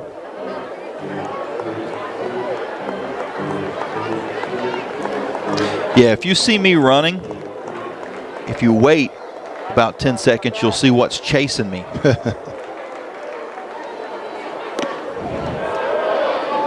A ball, 1-2. Crowd wanted that. Go back to that thought earlier. If they gave the crowd the ability to challenge on the ABS system, wouldn't go well. They'd run out of challenges. After the first half inning, there would be no challenges left. The 1-2 swung on, missed. It gets in the dirt though, so Bidstead's going to have to throw down. He does. And I need to thank Ben Blair, because I had put the K down in the wrong spot. I'd put it already down for Mineo and used the highlighter to go across it. I was like, now I'm going to have to get the white out to clean up my mess. But nope, just get another strikeout. You don't have to worry about it. Yeah, Ben throws a really good slider down out of the zone. Vincent does a great job of blocking and recording the out there at first. JT Cockrell takes the first pitch for a strike. Cockrell was a strikeout victim his first time up. Grounded out as well in the third. Takes a strike and is behind 0-2. And unlike what we saw in the first couple innings of the ball game, Ben Blair now starting to get out ahead in counts, not needing to dig out of any holes. And we saw some uncharacteristic walks as this pitch is outside for a ball. 1 ball and 2 strikes. A couple of walks back in the second inning that led to one of those 2 runs.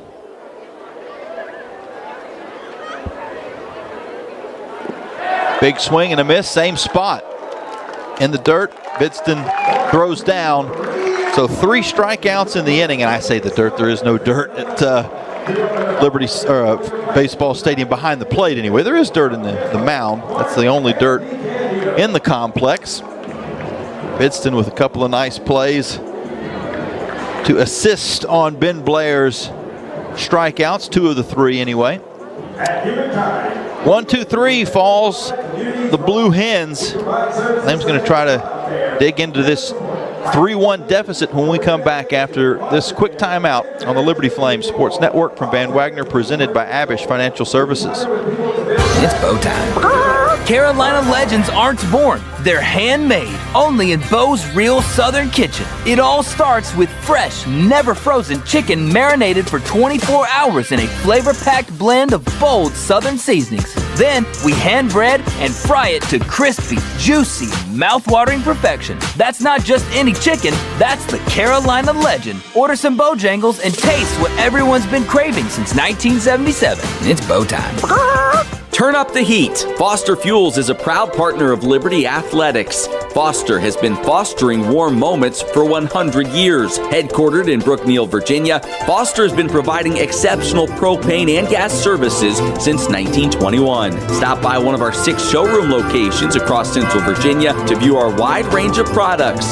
From propane to fireplaces and grills to tank installs and tankless water heaters, Foster has it all. Download our app or visit fosterfuels.com for more info.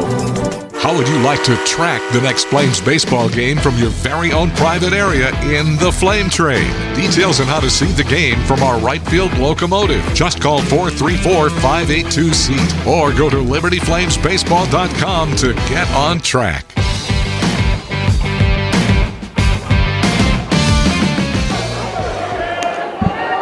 Well, we're back underway here in the bottom of the 5th inning. The Flames trailing Delaware 3-1. If you're just tuning in, you're not hearing the dulcet tones of Nick Pierce tonight. He's over on the television side of things. I'm Jamie Hall filling in. We still have Ryan's presence on the broadcast, and I asked you during that, I think a couple half innings ago, if your last name was Hawaiian, and you said it is not, as Josh Campos falls behind in the count 0-2. Not Hawaiian. People always think that, and when we played the University of Hawaii out there for a 4-game set, obviously the commentators are always asking, you from Hawaii? It's like, if you're hiring, I can be from wherever you want. Campos checks the swing and takes a ball, 1 ball and 2 strikes. Do you know the? It's German. German, okay.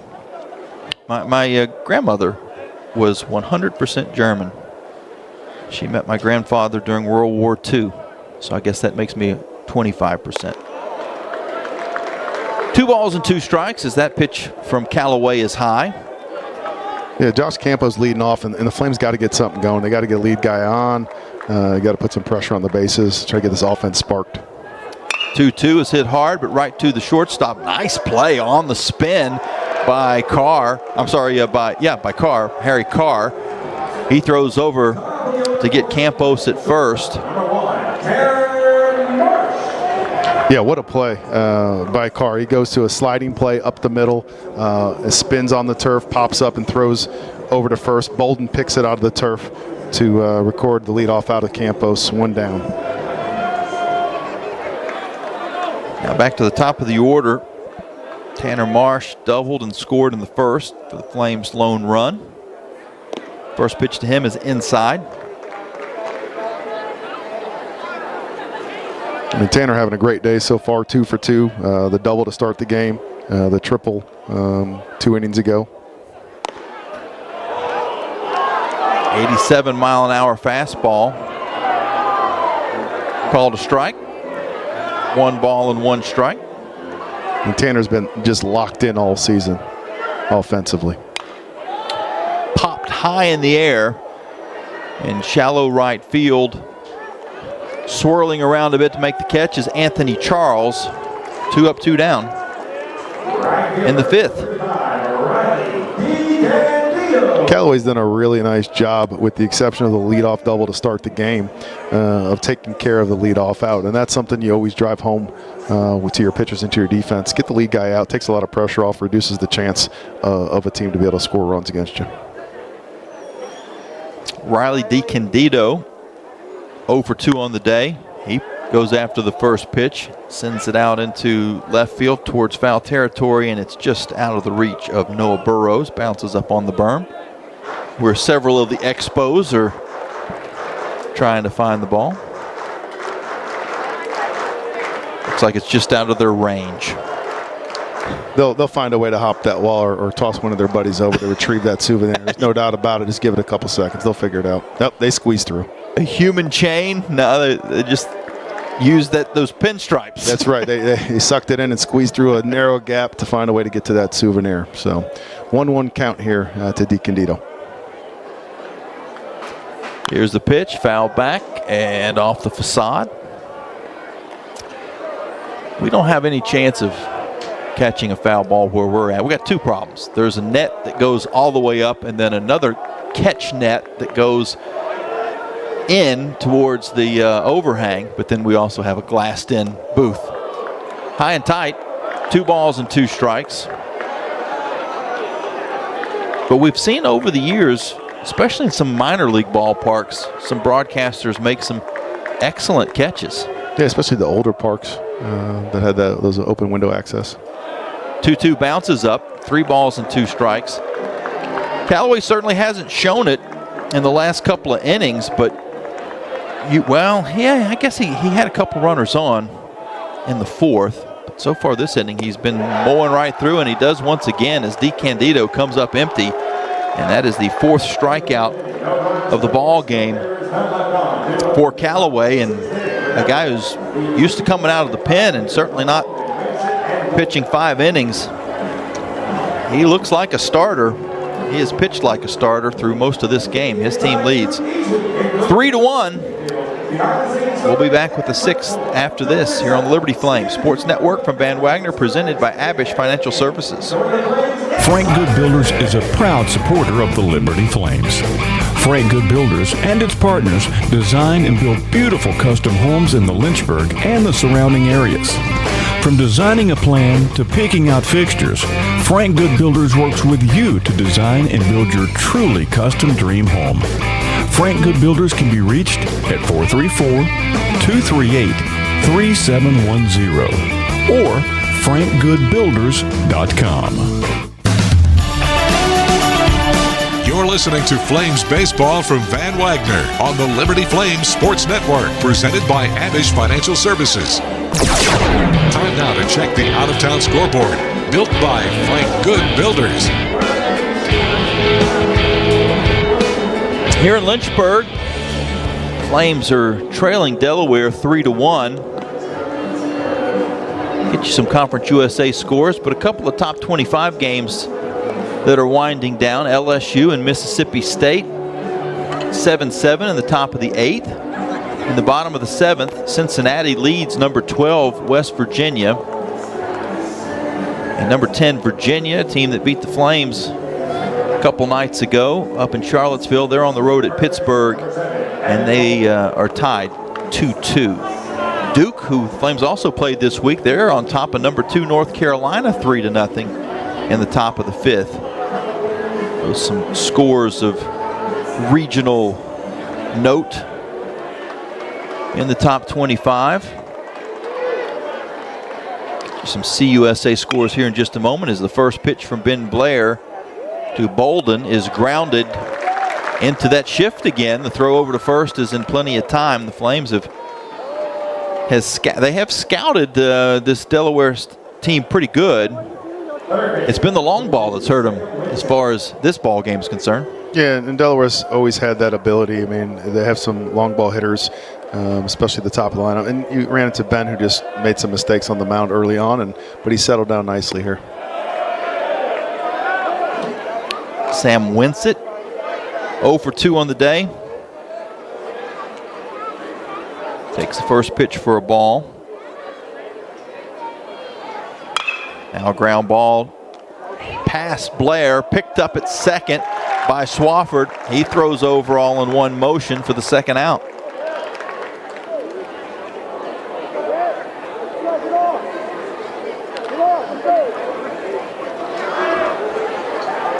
Hard hit ground out, but Flames again had shaded him in the right spot.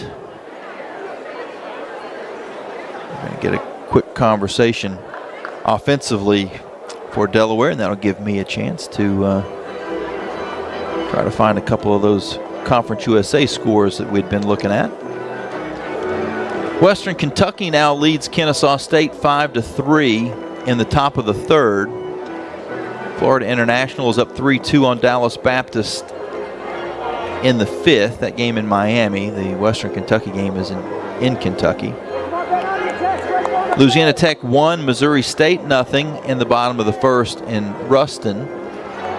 Jack State and New Mexico State underway in the 1st, no score. And Middle Tennessee and Sam Houston will play in Texas a little bit later tonight.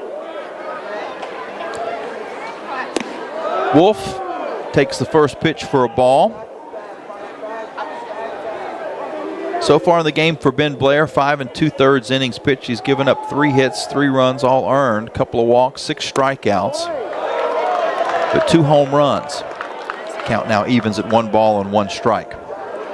And that's the shock, right? I mean, Ben comes into the game only giving up 3 home runs on the season, and he gives up 2 early on here to this Blue Hens offense. And a called strike. Off speed at 83.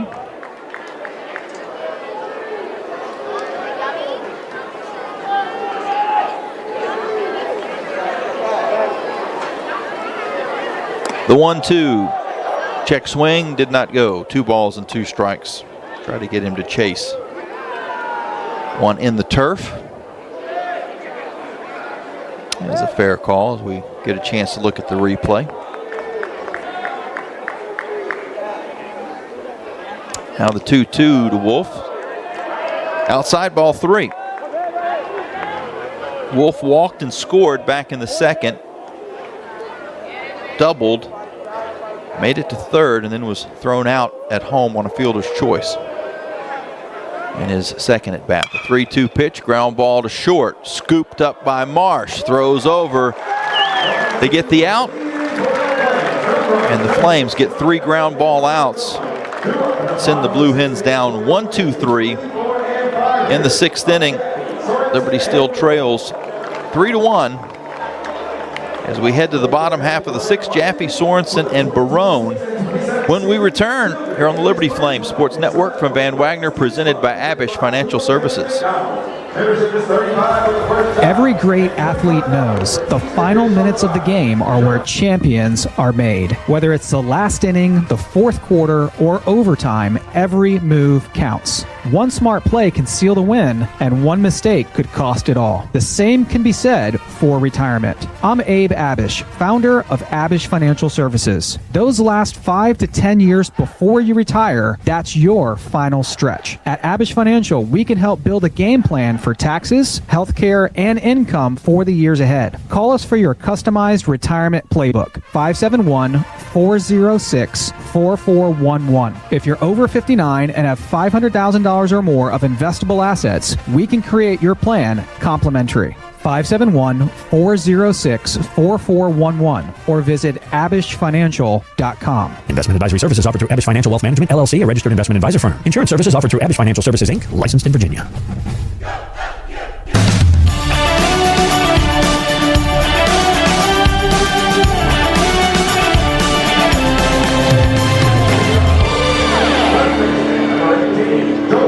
Delaware up on Liberty as we now go to the bottom half of the 6th inning on what has been a beautiful night for baseball here in Lynchburg. Jordan Jaffe will lead things off for the Flames, facing Andrew Callaway. Takes the first pitch for a strike. Yeah, Callaway's been the story so far. The junior left-handed transfer out of West Virginia, 6 foot 210. Has been doing a really good job mixing all of his off-speed pitches. Hit hard to left field. That's going to fall for a base hit. So the Flames got something cooking to begin this bottom of the 6th. And Andrew Callaway, to this point, the longest outing of his season and his career have been 4 innings. He's done that multiple times. He's already gone and pitched 5 in the books at this point. So this is the furthest he's gone in his collegiate career, and you're starting to see some light tossing bullpen action down in that Delaware bullpen.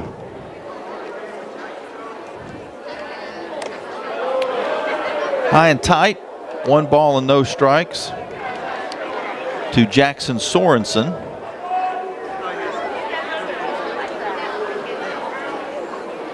Sorensen 0 for 2 on the ball game. Struck out in the first, flied out in the 4th, throw over to first.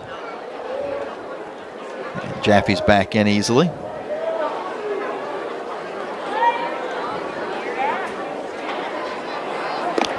Callaway pitches outside for a ball, 2-0. Sorensen gets out ahead in the count.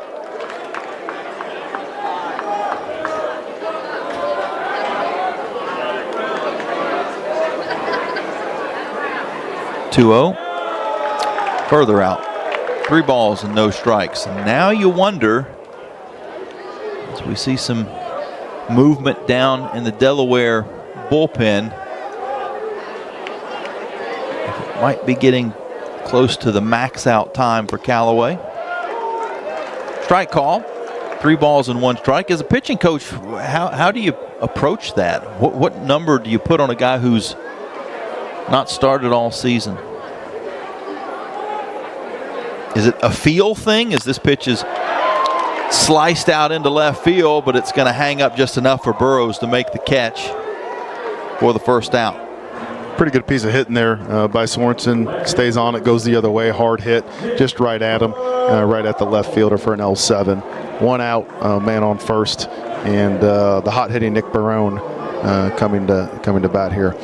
To answer your question, when you have a guy that hasn't started before and has only been a bullpen guy, of course there's some sort of pitch count that they have in mind, but it's really the stuff. You're watching the stuff, you're watching the swings. If the stuff starts to flatten out and the swings start to get really aggressive against them, it's time.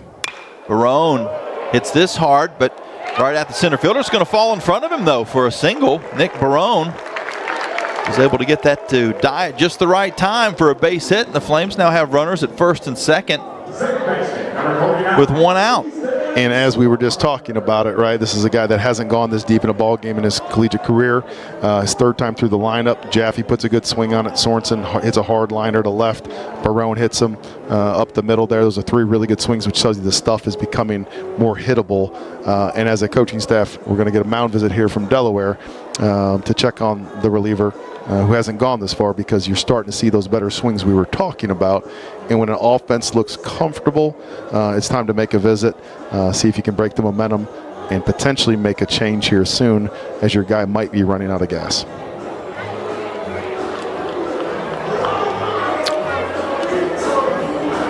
The binoculars were sitting on the desk at the house. I just didn't bring them. I don't know how good your eyes are, but my eyes are not good enough to see who's working out in the Delaware bullpen at the moment. Yeah, my eyes, I could tell he's a pitcher, and he's right-handed. That's about all I got for you. That's it. That's what I got, too. All right. Now that I got the TV view, though, I think that might be Ryan McLaughlin, the right-hander, down there throwing number 33, if I saw that correctly on the TV replay. Easton Swafford will step in for the Flames. No change made. Callaway still on the mound. And McLaughlin, if that is who's out there, he's gotten some Friday starts for Delaware as well this season. Ball outside. 2-0. Liberty has runners at first and second with 1 out, trailing 3-1 in the bottom of the 6th. Swafford awaits the pitch, and that is well outside, 3-0. If you're Greg Mamula, of course you give him this hitter to try to go get his lefty. He's earned it, but with 3 straight out of the zone, if he walks this guy, this should be his last hitter. Taken all the way, and it's a strike. 3 balls and 1 strike to Swafford. Especially with the bullpen inconsistencies that they've had. Now that you put your bullpen piece in the starting role, you're going to let this guy try to work out of this left on left if you can. This pitch is popped out into left field, has a little carry to it, but going to be caught by Burrows, and runners have to stay put at first and second. Now they have the tough decision. Do you let him try to finish this, or do you feel like you've reached the end and you go right on right? If I were them, I'd probably consider making a move here and going to your right on right at this point. He did a great job. Andrew Callaway did a great job for your team. Did more than he's ever done, obviously in a first start, especially on a Friday night against this offense.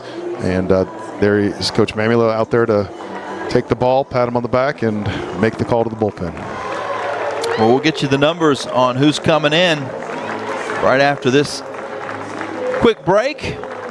Liberty trailing 3-1. They do have a couple runners on, but now 2 outs in the bottom of the 6th inning here on the Liberty Flames Sports Network from Van Wagner, presented by Abish Financial Services. Every great athlete knows the final minutes of the game are where champions are made. Whether it's the last inning, the 4th quarter, or overtime, every move counts. One smart play can seal the win, and one mistake could cost it all. The same can be said for retirement. I'm Abe Abish, founder of Abish Financial Services. Those last 5 to 10 years before you retire, that's your final stretch. At Abish Financial, we can help build a game plan for taxes, healthcare, and income for the years ahead. Call us for your customized retirement playbook, 571 571-406-4411. If you're over 59 and have $500,000 or more of investable assets, we can create your plan complimentary. 571-406-4411 or visit abishfinancial.com. Investment advisory services offered through Abish Financial Wealth Management, LLC, a registered investment advisor firm. Insurance services offered through Abish Financial Services, Inc., licensed in Virginia.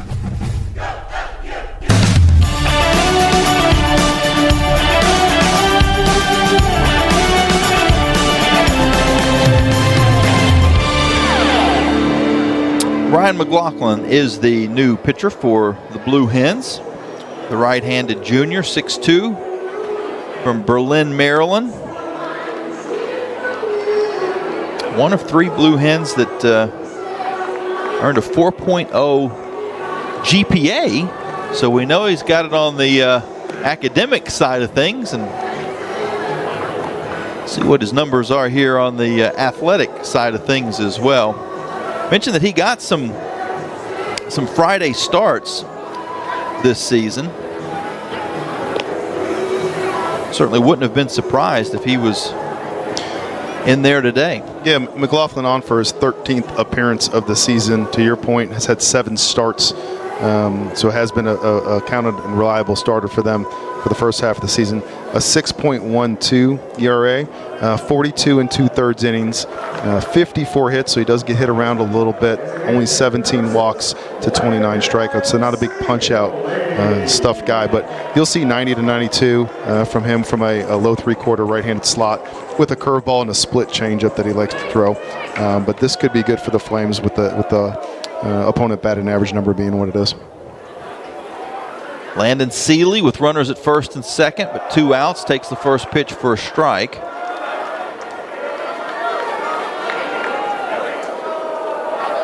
Liberty trailing 3-1 in the bottom of the 6th.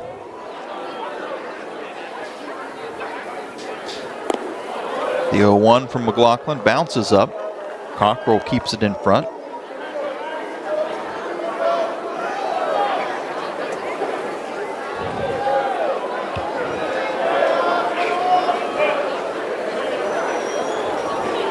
Now the 1-1. Check swing, didn't go. Ball 2.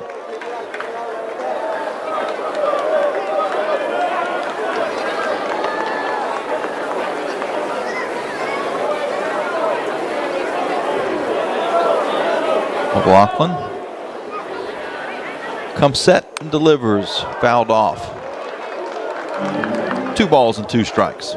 Yeah, if McLaughlin can get out of this for the Blue Hens, just, I mean, you got to tip your cap to the job that Callaway did at this point, 5 2/3.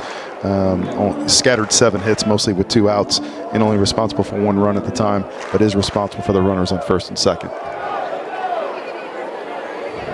Runner goes. The 2-2 is fouled back.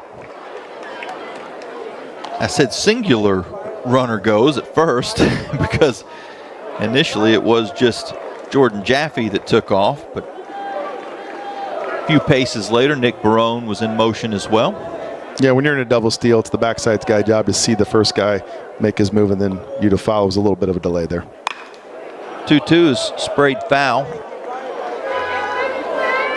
Andrew Callaway, I just mention it again, though, but the job he did in his first start on a Friday night in this environment, I mean, he did a really good job. And no walks is the big thing. He challenged the zone, mixed his off-speed stuff, kept the hitters off balance, and got the lead guy out majority of the time, which set him up for some early success here.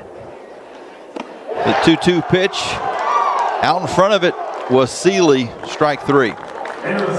That's going to do it for the Flames here. They had a chance with a couple runners on, but not able to capitalize, and they still are behind Delaware 3-1 as we head to the 7th inning here on the Liberty Flames Sports Network from Van Wagner, presented by Abish Financial Services. 11 West is a proud sponsor of the Liberty Flames. 11 West specializes in apparel screen printing, embroidery, sew-on, and flat printing. From the design phase with their graphics arts team to the finished product, 11 West collaborates with each client to craft custom apparel and promotional products. For more information, visit 11west.com, call 540-639-9319, or stop by their location at 6598 New River Road in Radford. 11 West, outfitting America and logo wear. Lynchburg Nissan is at it again. Right now, save big with up to $7,300 off MSRP on select vehicles, or get 0% financing for 60 months on 4 of our most popular models. 0%, 60 months, 4 models. But hurry, this is a limited time offer you don't want to miss. Got a trade? Get up to 130% of fair KBB value. No matter the condition. Stop by, give us a call, or shop online at lynchburgnissan.com for the best selection and unbeatable deals. And remember, Lynchburg Nissan is the home of the million-mile warranty. Nobody beats our prices. Nobody. This is Liberty Baseball from Van Wagner on the Liberty Flames Sports Network, presented by Abish Financial Services. Time now to check the Carter Bank box score.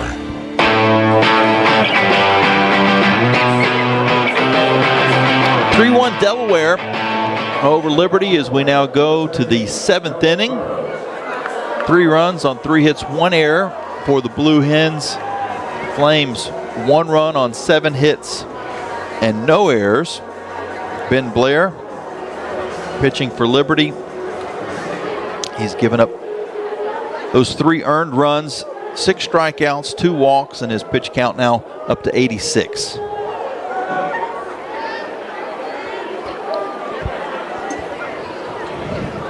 His first pitch to Burrows is taken for a ball. We do have the final numbers on Callaway. We'll get that here in just a moment.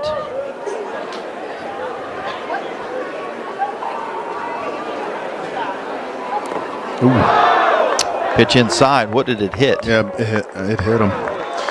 Yeah, Ben. So I was going to say we got bullpen action, and the way Ben's been throwing the ball, obviously he's settled in there, but hits the first batter here with a fastball.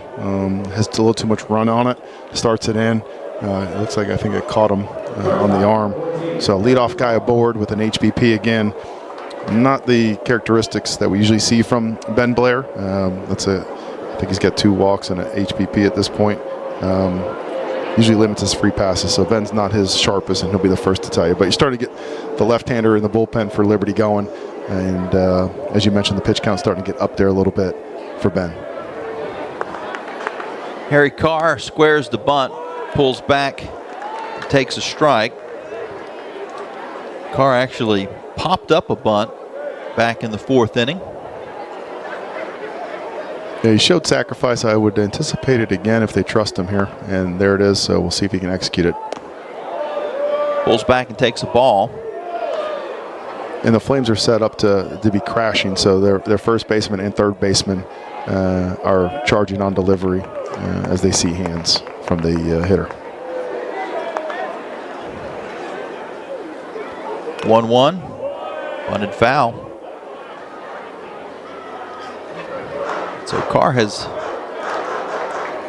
not been able to do the job bunting in this game so far. And in this situation, you got to pick yourself up offensively, so he's going to have to try to find a way to move the runner on his own by getting something that he can pull to the right side. 1-2, a big swing and a miss. Ben Blair with a huge strikeout. For the first out of the inning, the runner still at first. Yeah, Ben just dug down deep and ripped a 96-mile-an-hour fastball in the inner half to put down Carr for the first out. Brings up DeCesare. Throw over to first, though.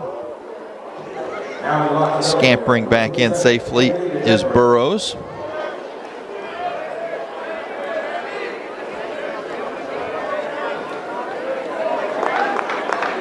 Cesare 1 for 2 on the ball game. Takes a strike. Behind 0-1. Had a 2-run homer back in the 2nd inning. Grounded out to second base, I should say, in the 4th. The 0-1 ground ball, and it goes over the top of Sorensen at first base. That's going to be a single. Going all the way around to third is Burrows. So runners on the corners with 1 out for Delaware. And that's only Delaware's 4th hit of the game, but they've been timely. They had the home run to lead off. They cashed in after an uncharacteristic walk. They hit a 2-run shot there in the 2nd. And here you have now man on first. does a good job of driving the ball the other way. Now they have first and third here with one out, and they have some options offensively. I mean, you can try to stay out of the double play here. You can think about safety squeezing again if you like your ability to handle the bat here in the 9-hole. Anthony Charles is going to bunt. He bunts it to Blair. The only play is to first. The run scores. And really well executed, just what we thought. There's a safety squeeze laid down by Charles. Puts it perfectly. That pulls Ben off the mound to the first base side. His only play is at first, and they're able to record the out there. You have the first baseman crashing, but Swafford does a good job of getting over there and covering in time.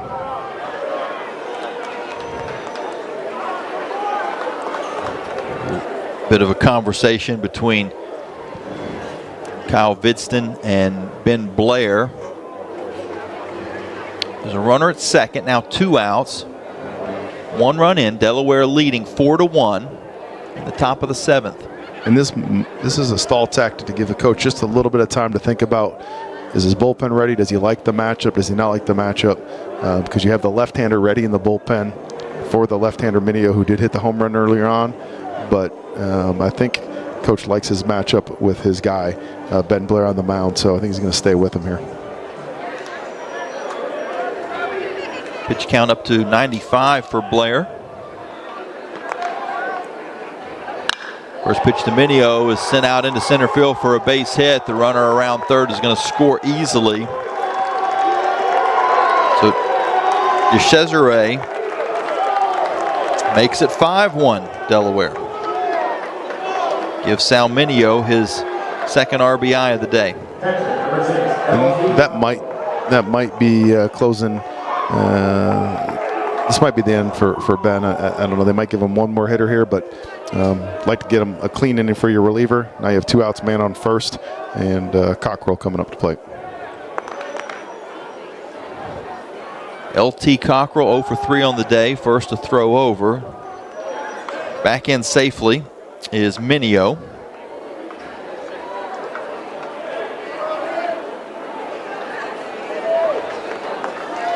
Cockrell has struck out twice in the ball game, also grounded out.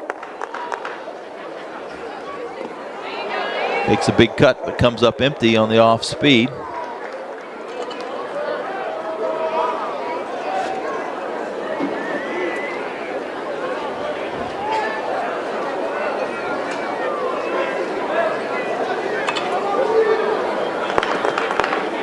Now the 0-1 from Blair. Right down the middle for a strike. 94.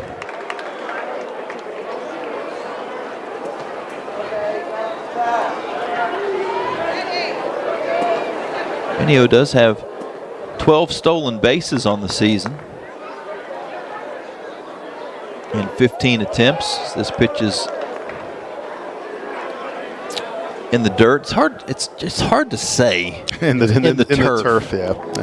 I do the same thing. You teach your team dirt ball reads. I have a hard time saying turf ball reads. I don't know. It just doesn't. Call them DBRs, not TBRs. But to your point, Minio can run, and I wouldn't be surprised if he tries to get out here with the 2 outs and 2 strike count. The 1-2, the runner goes, swing and a miss. It doesn't matter. So Ben Blair with the strikeout, but a couple of insurance runs for Delaware. They have a couple of hits. Play 2, and they lead 5-1 as we head to the 7th inning stretch here at Worthington. You're listening to the Liberty Flames Sports Network from Van Wagner, presented by Abish Financial Services.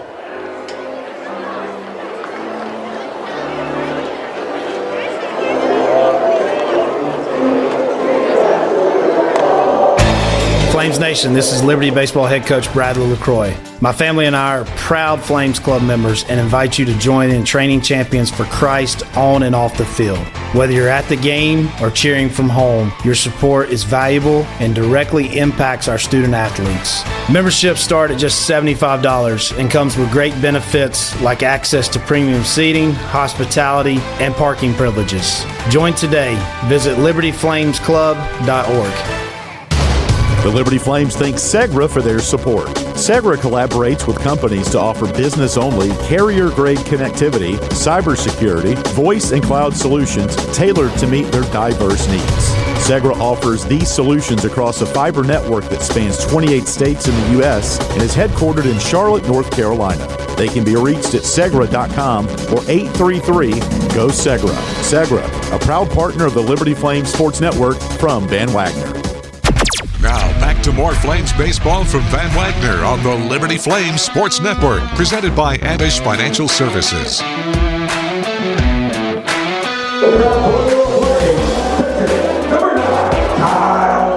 5-1, Delaware leading Liberty. As we go to the bottom of the 7th inning, Flames need to get something going offensively. They'll have the bottom end of the lineup starting things off is Kyle Bidston, and he gets hit. I was just going to reference the fact they're going to need some help here. McLaughlin comes in with 9 HBPs. I just circled it on my sheet. There's a 10th one, and that's what they need. This Flames offense needs a little something, a free pass here. McLaughlin does give up hits. Like we mentioned, 54 hits in 42 and 2/3, over 300 average, so you can swing the bat off him, but he doesn't walk people. But there's an HBP for his 10th of the year, and now the Flames have their leadoff guy on and then get something going here. Josh Campos, the number 9 hitter, 0 for 2 on the ball game.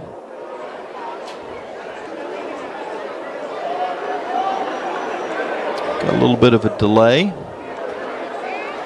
Yeah, just giving Bidston a chance to walk it off down the line, but he seems to be okay. And now Josh Campos up. First pitch from McLaughlin to Campos is taken for a strike. As far as the hitters are concerned, the adjustments between Callaway and McLaughlin. Anything that you're noticing as this is fouled off? Yeah, I mean, as a coach, you like to bring in an arm that's completely different. So you got the left-hander, Callaway, mixing off speeds, coming from a different angle, and then you get McLaughlin out here. Like I said, a lower slot righty with some run and sink, more of a sweeper breaking ball. The 0-2 misses. 1 ball and 2 strikes to Campos. Runner at first. Flames trailing by 4 in the bottom of the 7th.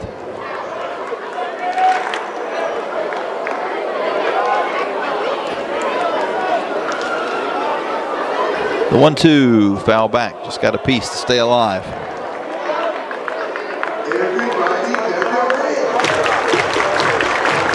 But the way the Flames offense struggled with Callaway there to really put some good swings on him until the very end, I think they're okay with seeing a new arm, especially when you look at the board and you see those numbers. You get excited offensively that a guy comes in on the pen with a 6 ERA and a 300 opponent average. And he hits another one. Campos takes one right between the 3 and the 0 on his back. And Liberty with runners at first and second with no outs. And yeah, this is exactly what the Flames needed.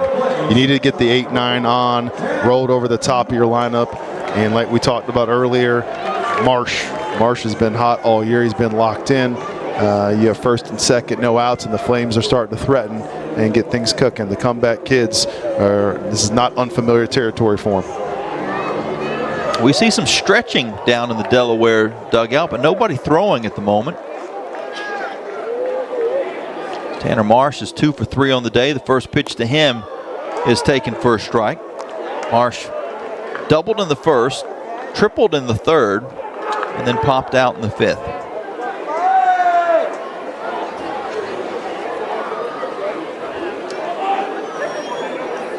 The 0-1 from McLaughlin. Off the plate for a strike. 82 on the gun.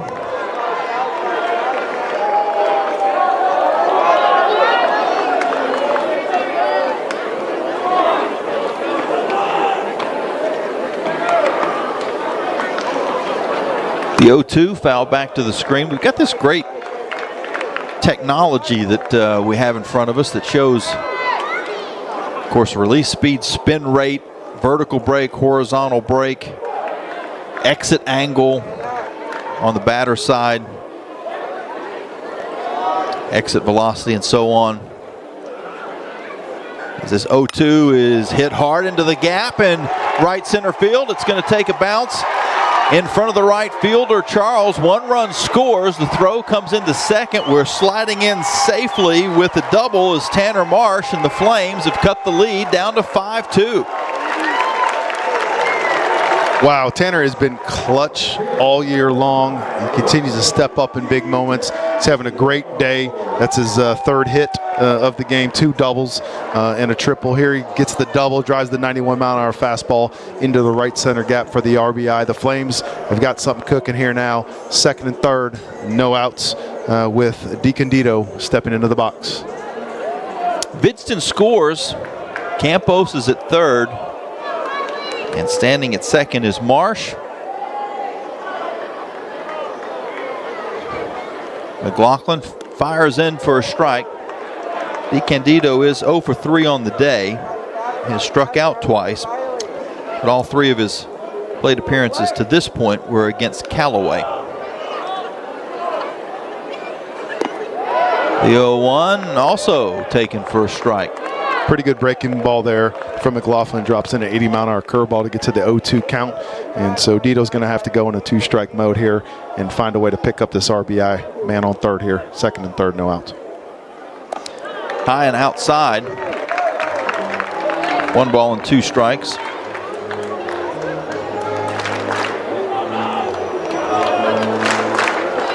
And we'll get back to the thought on the technology here in just a moment after the Flames hopefully continue this rally. The 1-2.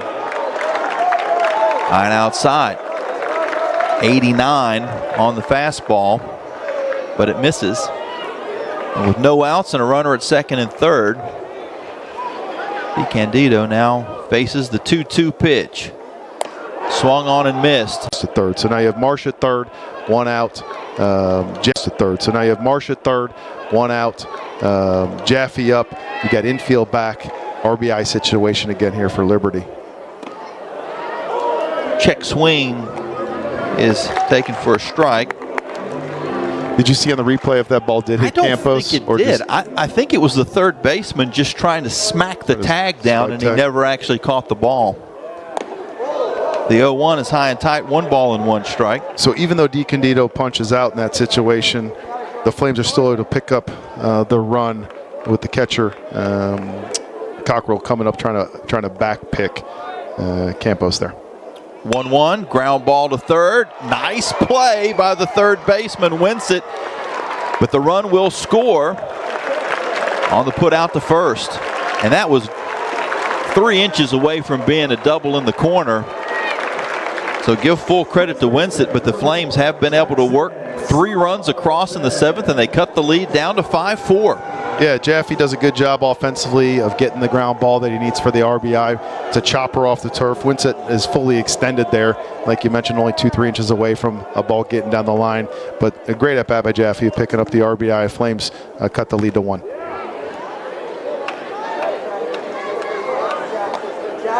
Jackson Sorensen falls behind on the count, 0-1. Jackson has 0 for 3 on the day, struck out back in the first. Flied out a couple of times to left field. Comes up empty on this swing, 0-2. Yeah, I love the aggressiveness right there from Jackson. That's what we call a healthy hack. He does not get cheated, trying to do damage there, but now he's got to switch his mindset with the 2-strike approach, 0-2 count, pitch on the way. Takes a ball that Cockrell was 3 steps into the dugout. Yeah, that's a borderline strike, but Cockrell shows up the umpire when you do that. You anticipate the call coming and doesn't get the call. So the at-bat continues here, 1-2 count. Next pitch is on the way. Caleb Devier, the home plate umpire. The 1-2 misses as well. 2 balls and 2 strikes. Flames with 3 runs in the bottom of the 7th inning to cut this down to a 1-run game. The 2-2 to Sorensen, swung and missed. So Jackson strikes out for the second time on the day. And that ends the inning, but not before the Flames plate 3. After a couple batters were hit by a pitch to start the inning. Double by Marsh. And then an RBI ground out from Jordan Jaffe. We'll take a break and be back with the 8th inning after this here on the Liberty Flames Sports Network from Van Wagner, presented by Abish Financial Services.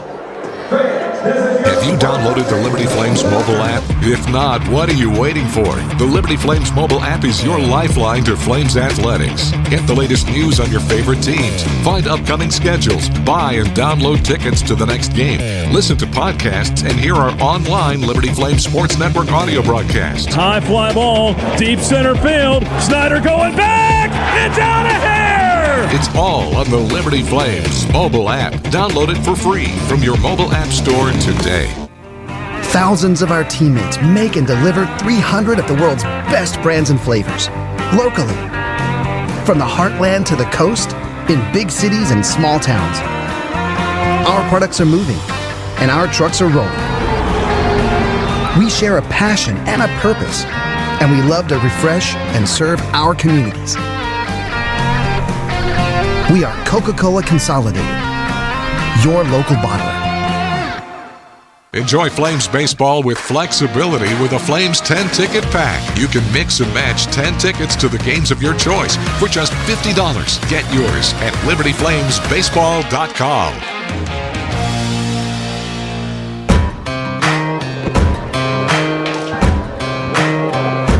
Flames have changed pitchers.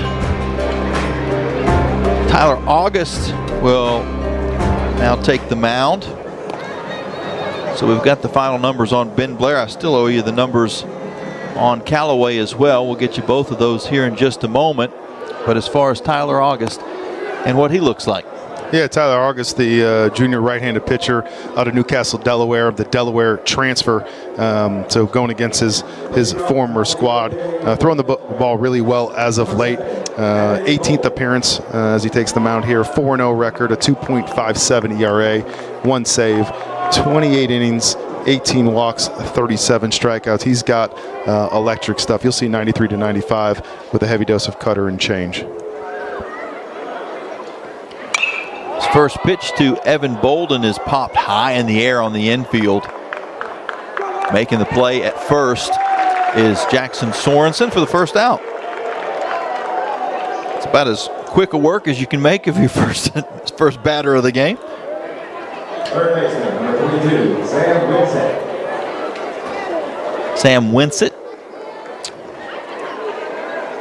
now comes up for Delaware. He is 0 for 3 on the day, grounded out twice and popped up as well back in the first. August's first pitch to him is hit hard into left field for a base hit.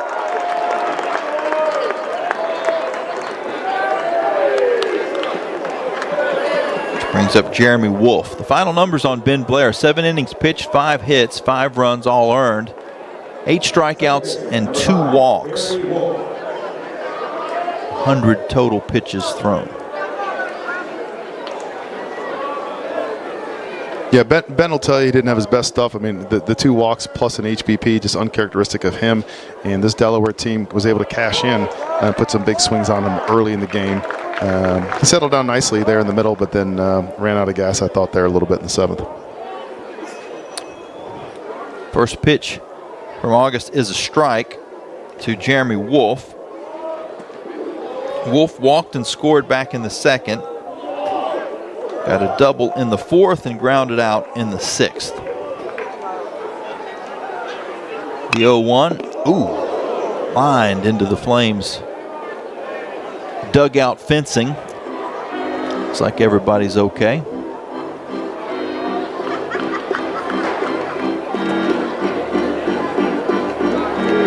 Not a lot of reaction time for those guys in the dugout. We used to not have rails, and so that was even scarier back in the day. The 0-2 in the dirt. And a good job by Vidston to keep it close enough in front of him that the runner Winsett had to stay at first. We were talking about some old highlights from games in the past. I can't remember where it was. Maybe Texas Rangers? I'm not sure where. 4 straight foul balls in the exact same spot in the dugout as this pitch is fouled back to the screen. And eventually, no railing, no netting, and the entire team just all huddled back into the corner. I remember seeing that. Yeah, he shifted away from that spot. That's a spot you do not want to sit.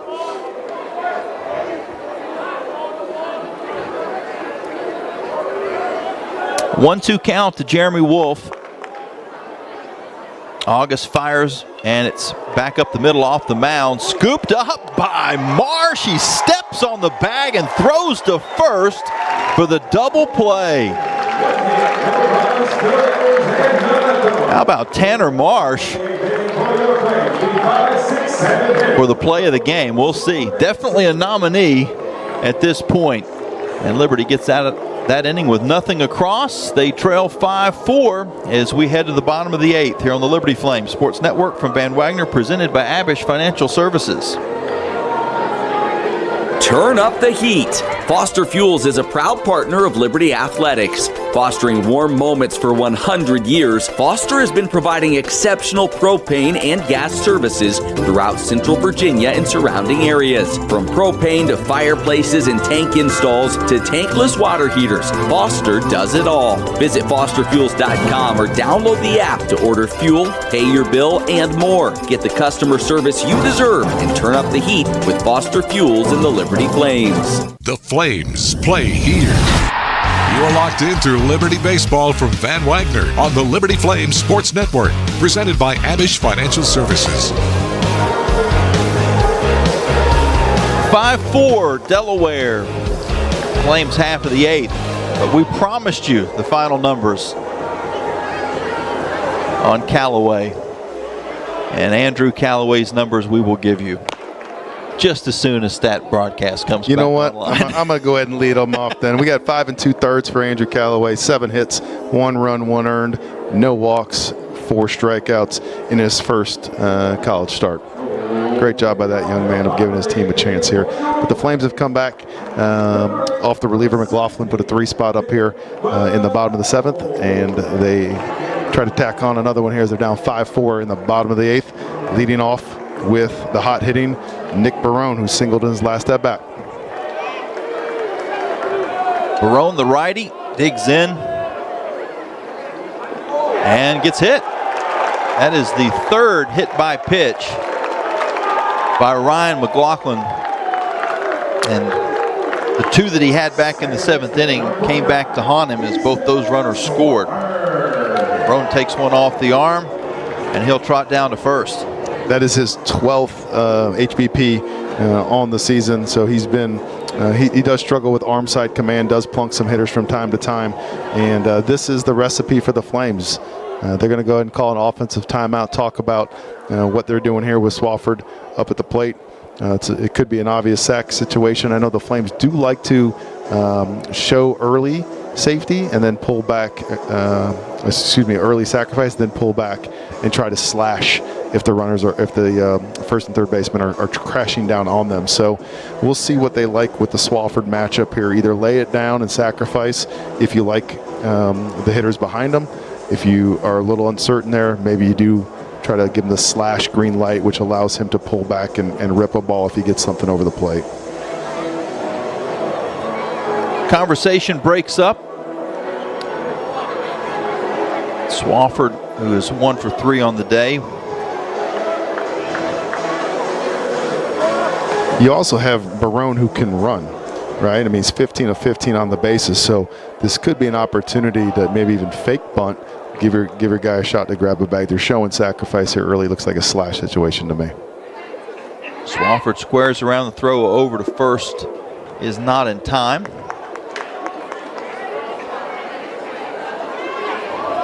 Barone. McLaughlin's given up 10 of 11 on stolen bases, so if it were me, I'd give my guy a chance to run here. Pulls back the bunt and takes the ball, 1-0.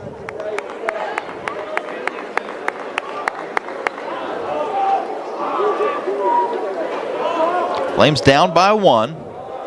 No outs in the bottom of the 8th, runner at first. Swafford again squares and pulls back and takes the ball now. Probably make him throw a strike at this point.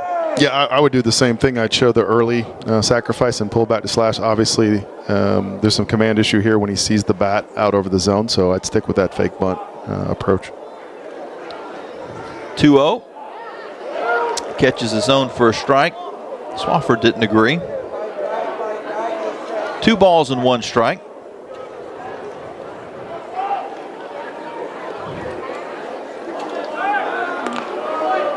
The throw to first. Barone back in easily.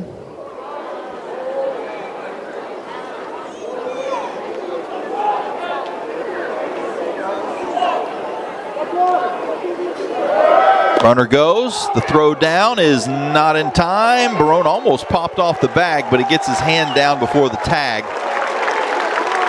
And the Flames have a runner in scoring position, and exactly what you said. Allow those legs of Barone to get you in scoring position. Use those wheels. I mean, he can run, and the pitcher's given up stolen bases on the season, 10 of 11. So Barone grabs his 16th of the year, and now you have a man on second and gives you a little more options offensively. Count is 3-1. Strike taken by Swafford. Will run it full. 3 balls and 2 strikes. And Swafford's job now is to get something that he can pull onto the right side of the field. That way you can advance Barone and get him to third with less than 2 outs. 3-2. Popped up to center field. Barone back to the bag. Forces the throw, but he wasn't going anywhere. And an unproductive out. The Flames still with a runner at second base with Landon Seeley coming to the plate. Seeley 1 for 3 on the day. Yeah, Swafford didn't get anything he could pull, so he had to go the other way. Just didn't have enough depth on it to be a taggable play. Barone's got to hold up there and still stuck at second with 1 out. And now Seeley's going to have to come up with a big hit. Seeley, the Flames' designated hitter. There's going to be a pickoff throw back to second. Barone slides back in safely, no tag.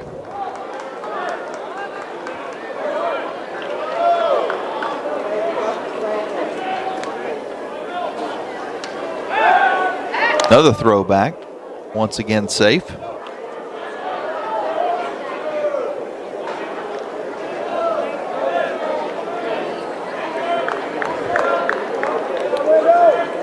Landon Seeley on the season. As runner goes to third, the throw is in time. Well, Barone tried to steal third base and was thrown out on a nice play by L.T. Cockrell. The tag was applied by Sam Winsett. Yeah, that one hurts. He's already in scoring position, and so he's a good runner. You give him the green light, but he's got to make sure he gets the great jump there, and I don't think he got the best jump. And just like that, a base hit back up the middle that would have scored that run by Landon Seeley. That is a tough one if you're a Flames fan. Number 9, trailing by 1 in the bottom of the 8th inning. You understand the idea. Third base with 1 out, that's what you're looking for, but yeah, he got to second with his wheels. He's in scoring position. Again, you're a hit away from tying it up. You got to make sure you get a plus jump there, and he just didn't get his best jump. First pitch to Vidston is taken for a strike. And Cockrell came up throwing a bullet accurately to third to put him down. But good piece of hitting by Seeley. Now you still got a man on first here, 2 outs for the Flames. Vidston takes a big swing but comes up empty. 0-1. I'm sorry, 0-2 now.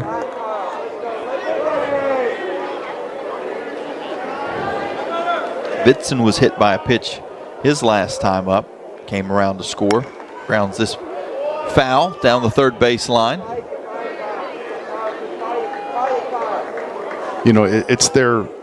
It's part of their offense. They're gonna be aggressive on the bases. They're gonna challenge things. So it got them into scoring position. I think he just pushed a little too much in the wrong situation there, trying to grab that extra 90 feet. Hopefully that doesn't come back to haunt them. The 0-2, first to throw over. Scampering back in safely is Seeley. And Seeley, 2 for 3 on the year in stolen bases. So not necessarily a guy that looks to run, but with an 0-2 count, 2 outs, this may be a shot to gamble if you feel like you can take it. Here's the pitch. Popped high in the air on the infield. Played by the first baseman, Bolden, for the final out. So things look promising for a moment, but nothing comes from it with the caught stealing at third base, Nick Barone. We head to the 9th inning. Liberty trailing Delaware 5-4 here on the Liberty Flames Sports Network from Van Wagner, presented by Abish Financial Services.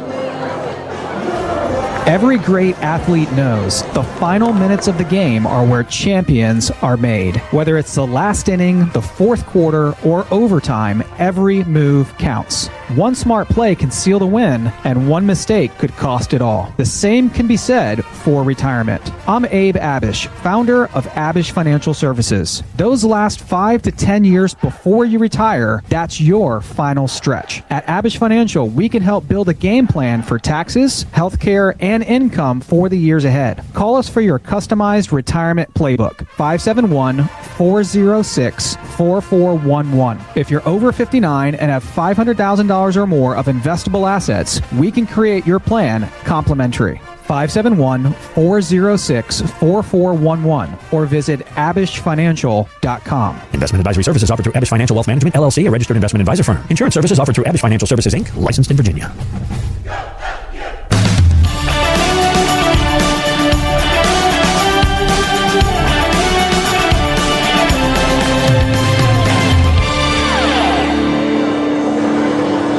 We head to the 9th inning. The Flames are trailing Delaware 5-4. I want to say thanks to a lot of folks tuning in on our social media accounts, Facebook Live, as well as YouTube, Liberty Flames app, and the website. First pitch to Noah Burrows is taken for a ball. Tyler August still pitching for Liberty.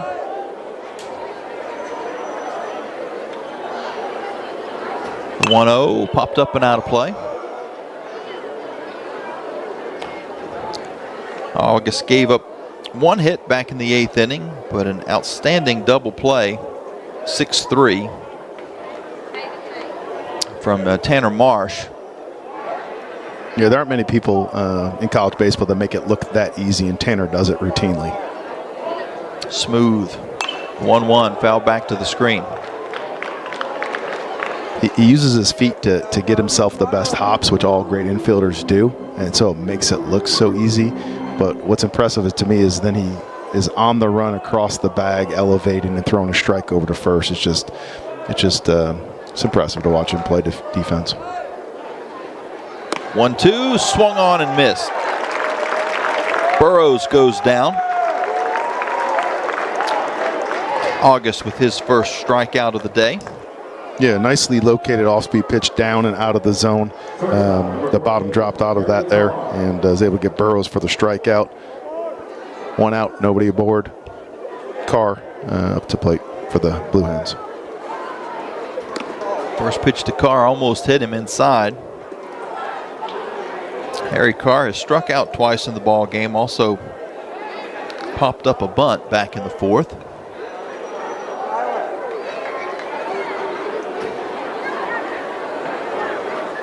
The 1-0, foul back. Flames got a stolen base in the last half inning. All of our stolen bases brought to you by the Good Feet Store. You can find your nearest store at goodfeet.com. The 1-1. High and outside. Problem wasn't the stolen base, it was the caught stealing in the last half inning that may have cost the Flames a run, likely. 2-1 to Carr. Swung on and missed. He was swinging for the flame train and came up empty. And there's a good contingent of folks out at the flame train tonight.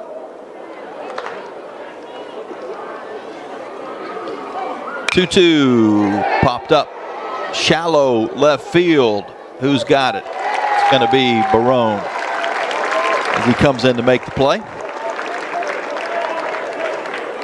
Yeah, August doing a good job of getting ahead and then using that off-speed pitch. Looked like a change up there down to the left. He got him out front for the weak F7. And looking for a 1-2-3 inning to try to get the comeback kids to do it again here in the ninth.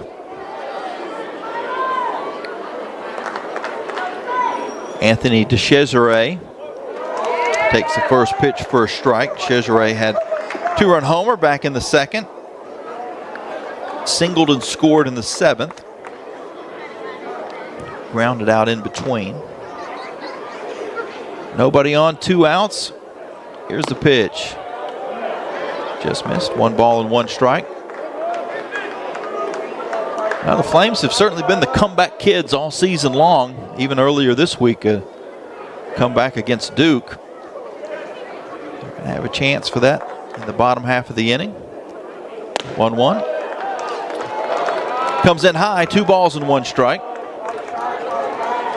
And as a coach, and you heard Coach LaCroix in the pregame, it's okay to get a lead and give our coaching staff a little bit of a chance to breathe here, but giving them some gray hairs, always playing the comeback game. 2-1 misses, 3 balls and 1 strike. Haven't really seen August have to work from behind an account very often since he's come in.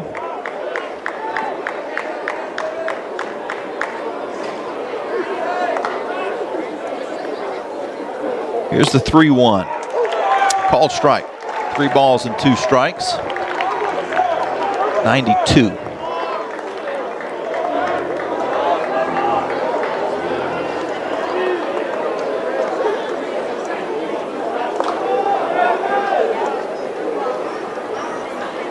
Payoff pitch. Fouled back. DeCesare just got a piece to stay alive. Yeah, I'd be interested to see what he goes with here. He was right on that 94-mile-an-hour fastball, just fouled it straight back. We'll see if August dials up a little more heat or goes with the changeup, which he definitely could throw for strikes as well, and he's shown that tonight. Here's the pitch. Popped up, but backing out of play. He went back to the fastball there, 93, fouled straight back again. Eventually, I think he's got to show the change if he's confident in it, which, again, he's shown it so far, the ability to throw it in the zone. So we'll see if he mixes it up or continues to challenge with the heater.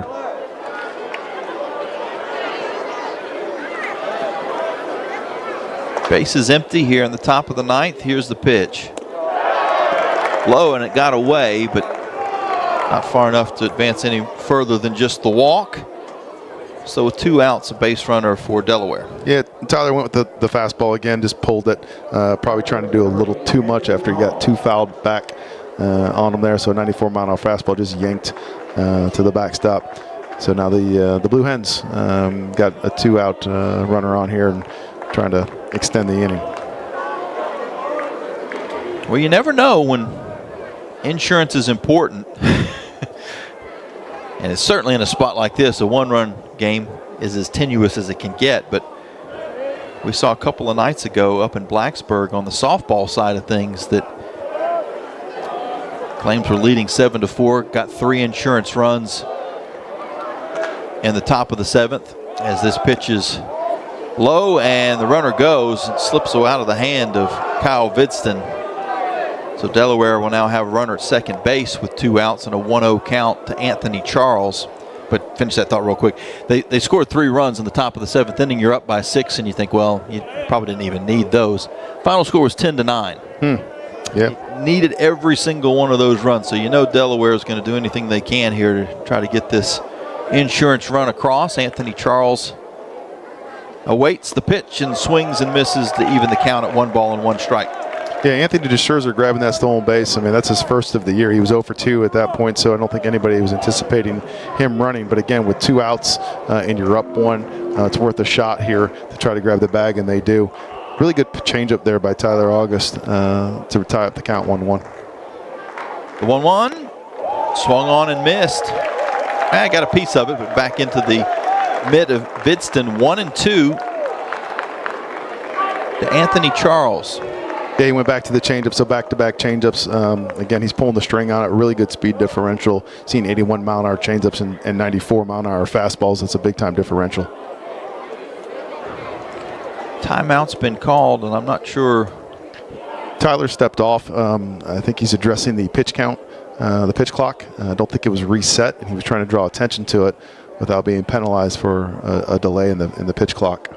And now Coach LaCroix's coming out to get an explanation. And they're going to try to get this thing figured out. Umpiring crew decided, hey, there is no violation. The clock wasn't reset. So Tyler August was clear in stepping off and addressing that.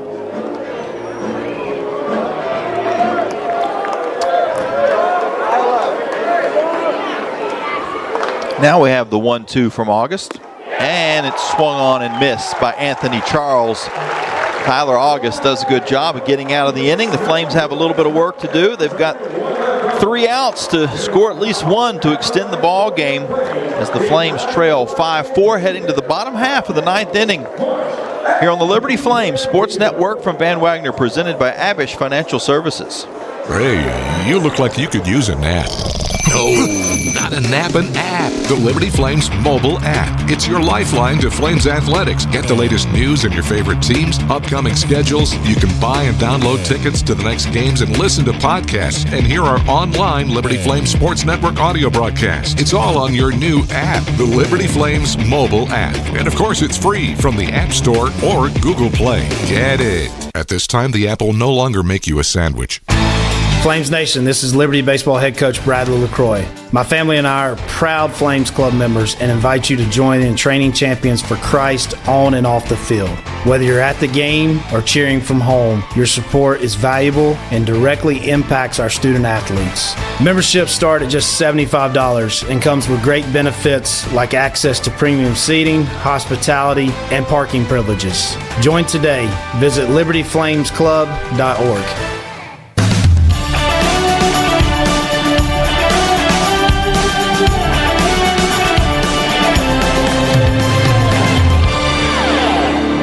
For Delaware, Flames are down to their final half inning, but they've been the comeback kids all season long. Have another chance. Yeah, familiar territory for this Flames team and this offense, and they're confident. They believe that they can come back, and they've gotten this to a 1-run game, and it's going to start here with Josh Campos coming out of the 9-hole, finding a way to get on and grab 90 feet any way he can. First pitch to Campos is hit hard, but right to the third baseman wins it, and he's going to throw over for a quick first out. Josh Campos put a really good swing on that ball right there, just right at him. Unfortunately, not much you can do there, not much more you can ask out of Josh. And now it's going to turn over to the top of the lineup and Tanner Marsh. Tanner Marsh, who is 3 for 4 on the night, 2 doubles and a triple, and I expect a really tough at-bat here. From the seasoned player. First pitch from McLaughlin is taken for a strike. Ryan McLaughlin came in relief back in the 6th inning. After a solid start from Andrew Callaway, the 0-1. Catches the plate for a strike, and Marsh is behind 0-2. 2 really good breaking balls there from McLaughlin, and usually you tighten up a little bit, but Tanner's really good with 2 strikes. Has a great 2-strike approach, good zone discipline. He'll put on a tough at bat here. The 0-2 popped up in foul territory. Coming over is the first baseman Bolden, and he ran out of room. Landed in the camera well.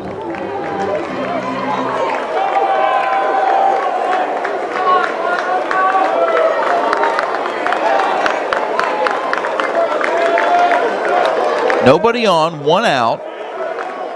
An 0-2 count to Tanner Marsh. The Flames trailing 5-4 in the bottom of the ninth. Here's the pitch. Hit hard, but to the second baseman. And the throw over is in plenty of time. Jeremy Wolf has put the Flames 1 out away from losing the series opener against Delaware. Tanner hits the breaking ball the other way, hits it hard just right at him. And Wolf obviously scoops it up, throws it across. Interesting because Bolden fell down over at first. It was actually caught that ball and held his foot on the bag as the throw went across. Now we have a ball that has gotten onto the berm, from the berm into foul territory there. It's going to delay this game here for a second. Kid's playing down in the right field corner. First one of the night. Yeah. And there's a good crew of kids on both foul lines.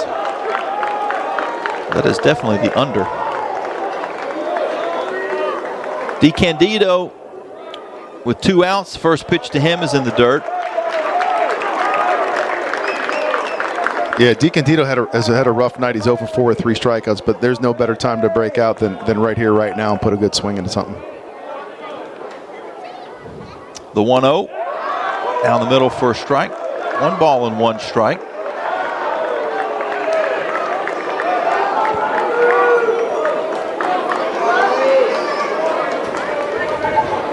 McLaughlin fires it in. Ground ball to second.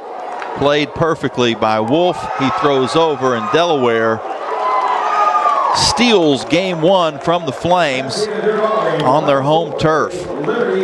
Final score 5-4, the Blue Hens. We'll have our Coca-Cola post-game show as well as a conversation with head coach Bradley LaCroix coming up here in just a moment. Game 2 tomorrow at 3 o'clock currently. The weather could certainly change that. And then a 1 o'clock start time scheduled for Sunday. Tough loss for the Flames. They'll try to bounce back, and we'll talk about it after this here on the Liberty Flames Sports Network from Van Wagner, presented by Abish Financial Services. Thousands of our teammates make and deliver 300 of the world's best brands and flavors, locally. From the heartland to the coast, in big cities and small towns. Our products are moving, and our trucks are rolling. We share a passion and a purpose, and we love to refresh and serve our communities.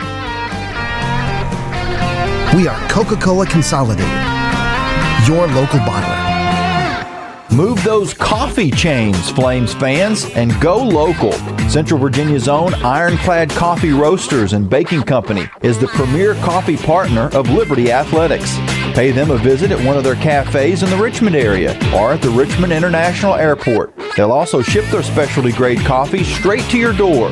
Visit ironcladcoffee.com, that's www.ironcladcoffee.com, to check out the coffee Flames fans are talking about. What's important isn't that Freedom First has been in business since 1956. What's important is how we've been doing business since 1956. Since day one, we have been accountable to our members, not stockholders. We make loans that cost less, offer savings plans that pay more, and give back to our community, and that hasn't changed. What has changed is our ability to serve you with more locations and more technology to simplify your financial life. Freedom First. It's a place where anyone in our region can bank for good. Score big at Haley's Appliance and Haley's Outdoor in Lynchburg with major brands of appliances that will make your house feel like a home and outdoor equipment to have your yard looking its best. Haley's puts customer service first. They deliver and service all of the products they sell and will take care of the process from start to finish. Log on to Haleys.com today for product availability. Haley's Appliance and Haley's Outdoor in Lynchburg is a proud sponsor for Liberty Flames Athletics.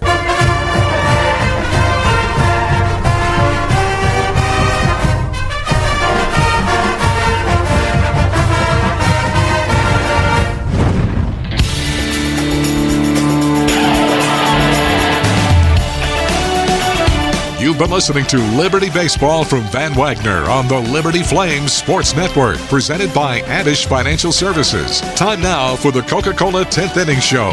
Coke, taste the feeling. Well, welcome back into the ballpark. Flames lose a tough one to Delaware 5-4. The final, oddly enough, the one other victory that Delaware has in Conference USA play this season, a victory against Dallas Baptist, was also 5-4 on a Friday night back in March. Liberty will try to get back after it tomorrow. 3 o'clock start time is the schedule, and then 1 o'clock on Sunday. We're going to get the thoughts of head coach Bradley LaCroix here in just a moment as he's heading back into the dugout. And Coach, if we got you? Yeah, I got you. I know that certainly didn't go the way that you wanted it to. We talked about Andrew Callaway getting the start, a guy that had been in the bullpen all season long, and he certainly looked like he was right, in a comfortable spot as a starter. Yeah, he threw the ball well. Got to give him credit. He mixed and threw, got ahead in the count. Kept his pitch count down. Disappointed in our plan and our approach at the plate. This is a game of adjustments, and we didn't make good enough adjustments against him. We didn't situational hit. We didn't deserve to win the game. We didn't play really good baseball. Coach, Ben's been your guy, and he's shown that, of course, over his career here. Comes out, gets hit in the mouth with the first pitch, right? Yep. The first batter, home run. Struggles a little bit. Uncharacteristic of him. Some free passes, the 2 walks, the HBPs, and the Blue Hens cash in. Can you talk about what you were seeing from Ben? And was he out of sync? What mechanically were you guys looking at? Yeah, leadoff hitter. He threw a cutter that just backed up on him and put a good swing on it, and then the other home run is just not an executed pitch, and after that he settled in and pitched well, except for the couple free passes, and the free passes are going to come back and get you, and we talk about it all the time, and walk, HBP. I thought we played pretty good defense tonight, made some good plays, but he wasn't able to execute the fastball at times. Now when he did, he dominated. But it was just one of those things where you miss, in a certain spot with some of these guys, and they put good swings on the ball. In that 8th inning, when Nick was able to steal second base, but then got thrown out at third. I know hindsight's certainly 20/20 after the base hit that follows, but he's your fast guy. He's your speed guy, and I'm sure he had the green light in that spot. Yeah, he's got the green light, absolutely. But 2 things you got to have. You got to have your best lead and your best jump. He had a good lead, but he didn't get a good jump, and he knows better. I've already talked to him about it. He knows better, and when you don't have a good jump there, you just shut it down, and you might get it on the next pitch, or you might not get it at all.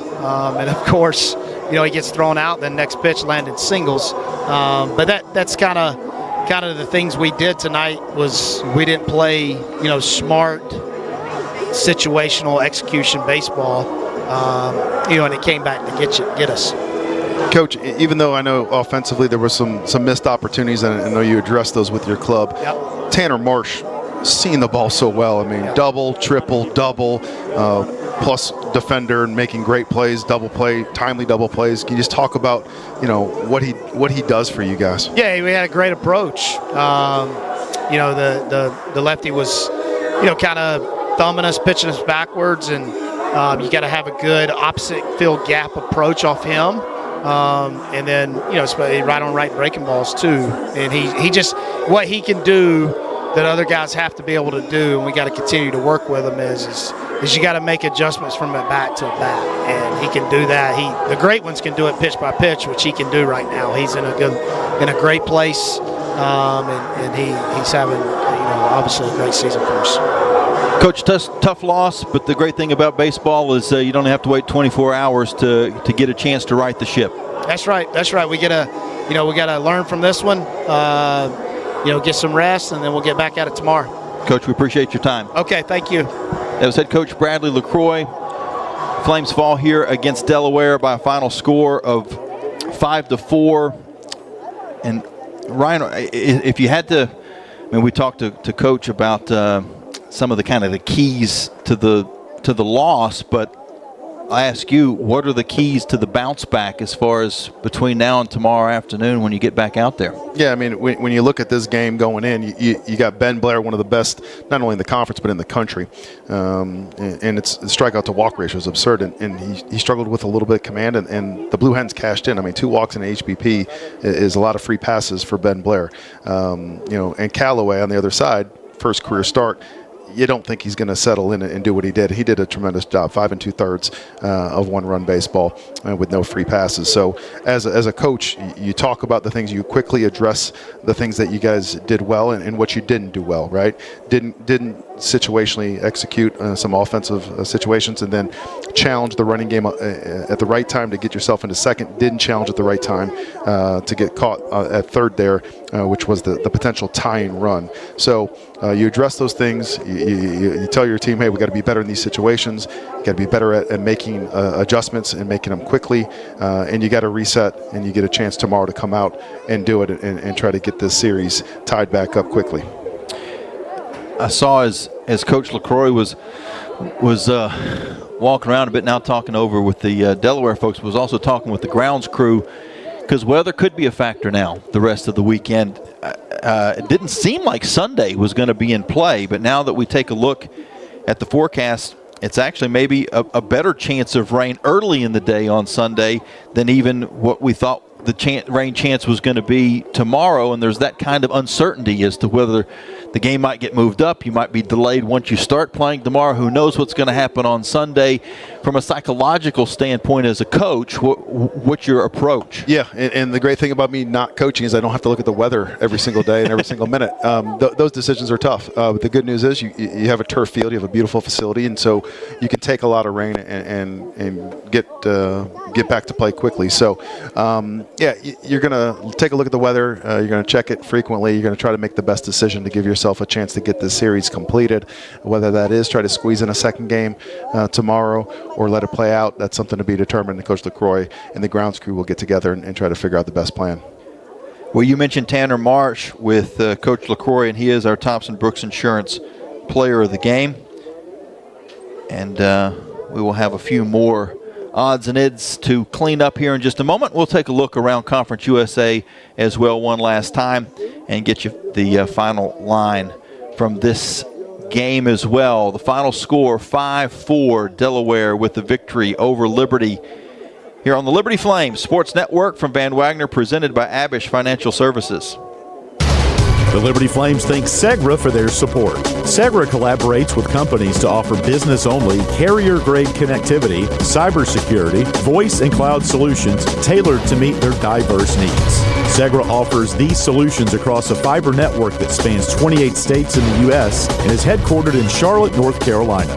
They can be reached at Segra.com or 833-GO-SEGRA. Segra, a proud partner of the Liberty Flames Sports Network from Van Wagner. Owned and operated by a Liberty alum, Larry's Tire and Auto Repair offers complete auto service including tires, preventive maintenance, and more. Larry's Tire carries all major brands and is open from 8 a.m. to 5 p.m. Monday through Friday at any of their 4 locations, with 2 in Lynchburg, 1 in Forest, and 1 at Able Tire in Concord. More information on Larry's Tire is available at larrystireservice.com. True Flame fans know where to shop to show their pride. Shop LibertyFlames.com. We're your one-stop shop for official Liberty Flames merchandise. Plus, all orders ship free. Go red, white, and blue and visit ShopLibertyFlames.com today. That's ShopLibertyFlames.com. ShopLibertyFlames.com is a proud sponsor of Liberty Athletics. For all your Liberty Flames apparel needs, visit ShopLibertyFlames.com today. John Barkley loves Tuesday nights with his pals. You guys ever seen a perfect game? Here we go. A night when scores made aren't nearly as important as friendships kept. Get out your phones. Gonna be epic. So he doesn't miss a night. John counts on Sentra to keep him healthy and at his best. Perfection begins now. Start your video. Oh. Delete your video. Like and share. Sentra, caring for, caring about folks like John.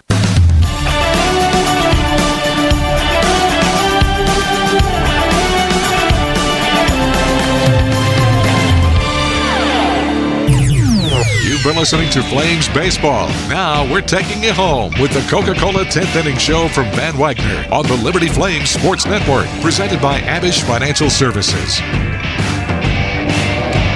Welcome back in one last time from Worthington. The Flames fall against Delaware 5-4. They'll be back at it at 3 o'clock. At least that's the time it's scheduled for. We did take a peek at the weather, and there could be some weather issues later in the day on Saturday, so it may be in the best interest that that game gets moved up, and you can find out on libertyflames.com if any changes are made to the game. I do want to thank some of our sponsors who made this broadcast possible. Before we wrap things up, Abish Financial Services sponsored our Keys to the Game, Relevant Law, our First Pitch, Coca-Cola. We're in the Coca-Cola postgame show right now. The Good Feet Store, all of our stolen bases brought to you by the Good Feet Store. Segra sponsored our 7th inning stretch. And also I want to remind you that Sunday is going to be Bark at the Park Day with Liberty Baseball. Bring your dog to Worthington Field. And you can also join the Flames Pup Club. Get a bandana, chew toy, and leash, plus tickets for Bark at the Park, all for just $50. Email flamesclub@liberty.edu to sign up. And if you'd like to follow us on Twitter or Instagram, X now, Facebook as well, you can go to LFSN Radio on X and Instagram, or search LFSN Radio on Facebook. You can also watch the games on the Liberty Baseball Facebook page on the booth cam, but you get to see us for 3 hours. I don't know if that's as appealing as it sounds, but at least you can listen to the game. You don't have to watch us. You can, turn the phone away or just put it on the audio part. You can also, if you don't want that, you can go to the Liberty Flames app. That's a great spot to follow your Flames as well. And Nick Pierce has this week's Liberty Clubhouse report on all your favorite podcast outlets. You can listen to that on Spotify and Apple as well as all the other places that you get your information. Well, Ryan, as we wrap up the broadcast, we'll take a look at the out-of-town scoreboard here in just a second, brought to you by Frank Good Builders. We got our Larry's Tire and Auto stats from this game, and what's the first thing that jumps off the page at you when you look at this final box score? Yeah, it's the way they started. Delaware comes out and delivers a first punch, right? The home run throws Ben Blair off his game maybe a little bit, shows that we're going to get behind our starter, Andrew Callaway, and that's what jumps out to me. I mean, here's a guy that has been good out of the pen for them, but is given a start, and a start on a Friday night of all things against one of the best teams in the conference, the Liberty Flames, and he stepped up and delivered in a big way. 5 2/3, scattered his 7 hits to give up only 1 run. Didn't walk anybody, in 4 strikeouts, and that's a very, very solid outing and his longest outing of his career, and that allows them to go to a bullpen arm who has been a traditional starter, so they kind of flip the script and get a solid pitching performance altogether and able to secure their win and pull what I would consider an upset. And the numbers on those pitchers with Callaway's victory, 5 2/3, 7 hits, 1 run earned, no walks, 4 strikeouts. Ryan McLaughlin, who got the save, 3 1/3, couple of hits, 3 runs, 2 earned, no walks, a couple of strikeouts. He did hit 3 batters. For the Flames, Ben Blair takes the loss. Callaway goes to 5-0 on the year with the win. Blair 6-3 with the loss, 7 innings pitched, 5 hits, 5 runs, all earned, a couple of walks, and 8 strikeouts. Tyler August, a couple of innings of relief, gave up just 1 hit and no runs, 2 strikeouts and 1 walk for Tyler August. Our offensive player of the game for the Flames, as we mentioned, Tanner Marsh, as he finished up 3 for 5, a couple of runs scored, and 1 RBI on the day. Our Frank Good Builders out-of-town scoreboard, Kennesaw State and Western Kentucky. Oh, wow, they're in a high-scoring battle right now. 8-8 in the bottom of the 6th inning up in Bowling Green. In the top of the 9th at Florida International, Dallas Baptist has come back to take a lead against FIU. They're up 9-5 late in that ball game.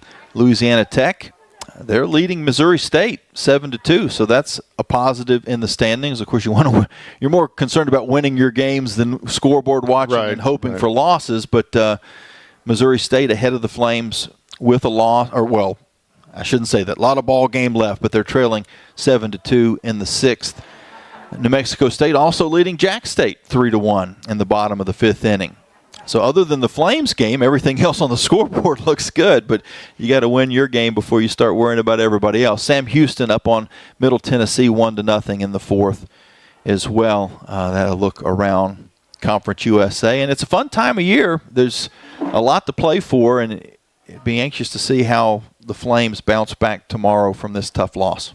Yeah, I mean, they got their work cut out for them. I mean, it's not what they expected tonight, and it's not what anybody expected on a Friday night here with a team limping in like Delaware. But Delaware got the start they needed, and they probably needed all year. And their offense rallied around it, delivered a couple big blows against Ben Blair, and cashed in, and were able to hold on to that 5-4 victory.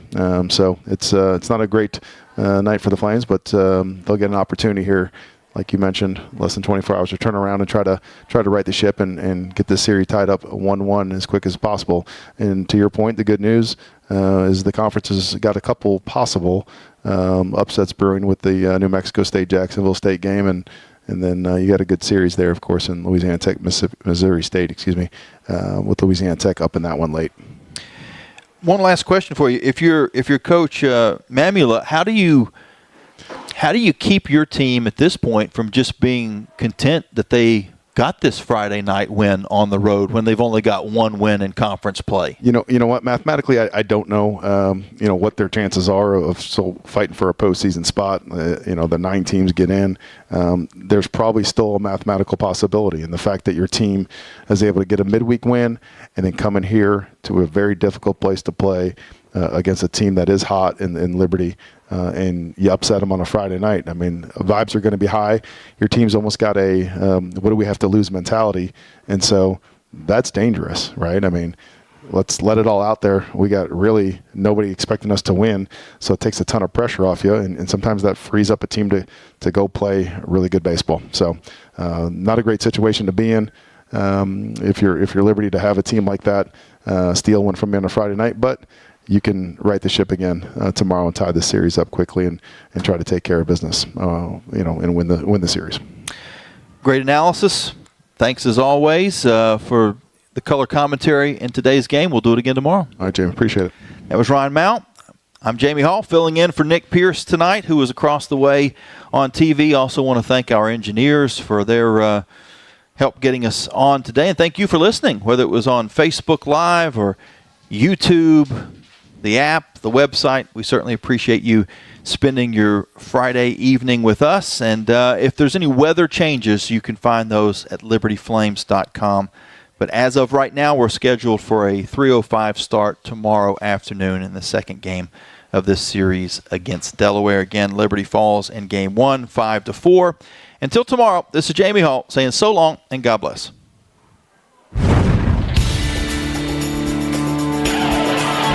Thanks for listening to live coverage of Liberty University baseball from Van Wagner on the Liberty Flames Sports Network, presented by Abish Financial Services. This broadcast of Liberty Baseball has been brought to you by Abish Financial Services, the official advisor of Liberty Flames Athletics. Liberty Baseball has also been brought to you by Bojangles Famous Chicken and Biscuits. It's Bo Time. Carillion Clinic, inspiring better health. Carter Bank, life lived full. By Coca-Cola, taste the feeling. Centra Health, Crossroads Family Dentistry. Destination Bedford. By 11 West. Foster Fuels, providing reliable service for 100 years. Frank Good Builders. Freedom First Credit Union. Start banking for good with Freedom First today. By Gentry Lock Attorneys. The Good Feet Store. Haley's Appliance and Outdoors. Ironclad Coffee Roasters, craft roasted in Richmond, Virginia. By Larry's Tire and Auto Repair, preventative maintenance, repair, and service at multiple locations and at larrystireservice.com. The Liberty Bookstore, the official online store of Liberty Athletics. Lynchburg Nissan, nobody beats our prices, nobody. Peary Family Dentistry. By Rogers Heating and Cooling, servicing Greater Lynchburg's HVAC and electrical needs. Segra, offering customized business technology solutions at Segra.com. And by Thompson Brooks Insurance, planning today for tomorrow. The General Manager of Van Wagner Sports and Entertainment is Justin Metzger. Network Director Alan York. Coordinating producers Nick Pierce, Kyle Sykes, and Victoria Carter. I'm staff announcer Jeff Lawrence with a special thanks to Liberty University Athletics Director Ian McCaw, Senior Associate Athletics Director Robert Goodman, and Senior Associate Strategic Communications Director Ryan Baumberger. Liberty Flames Baseball is an exclusive presentation from Van Wagner on the Liberty Flames Sports Network, presented by Abish Financial Services.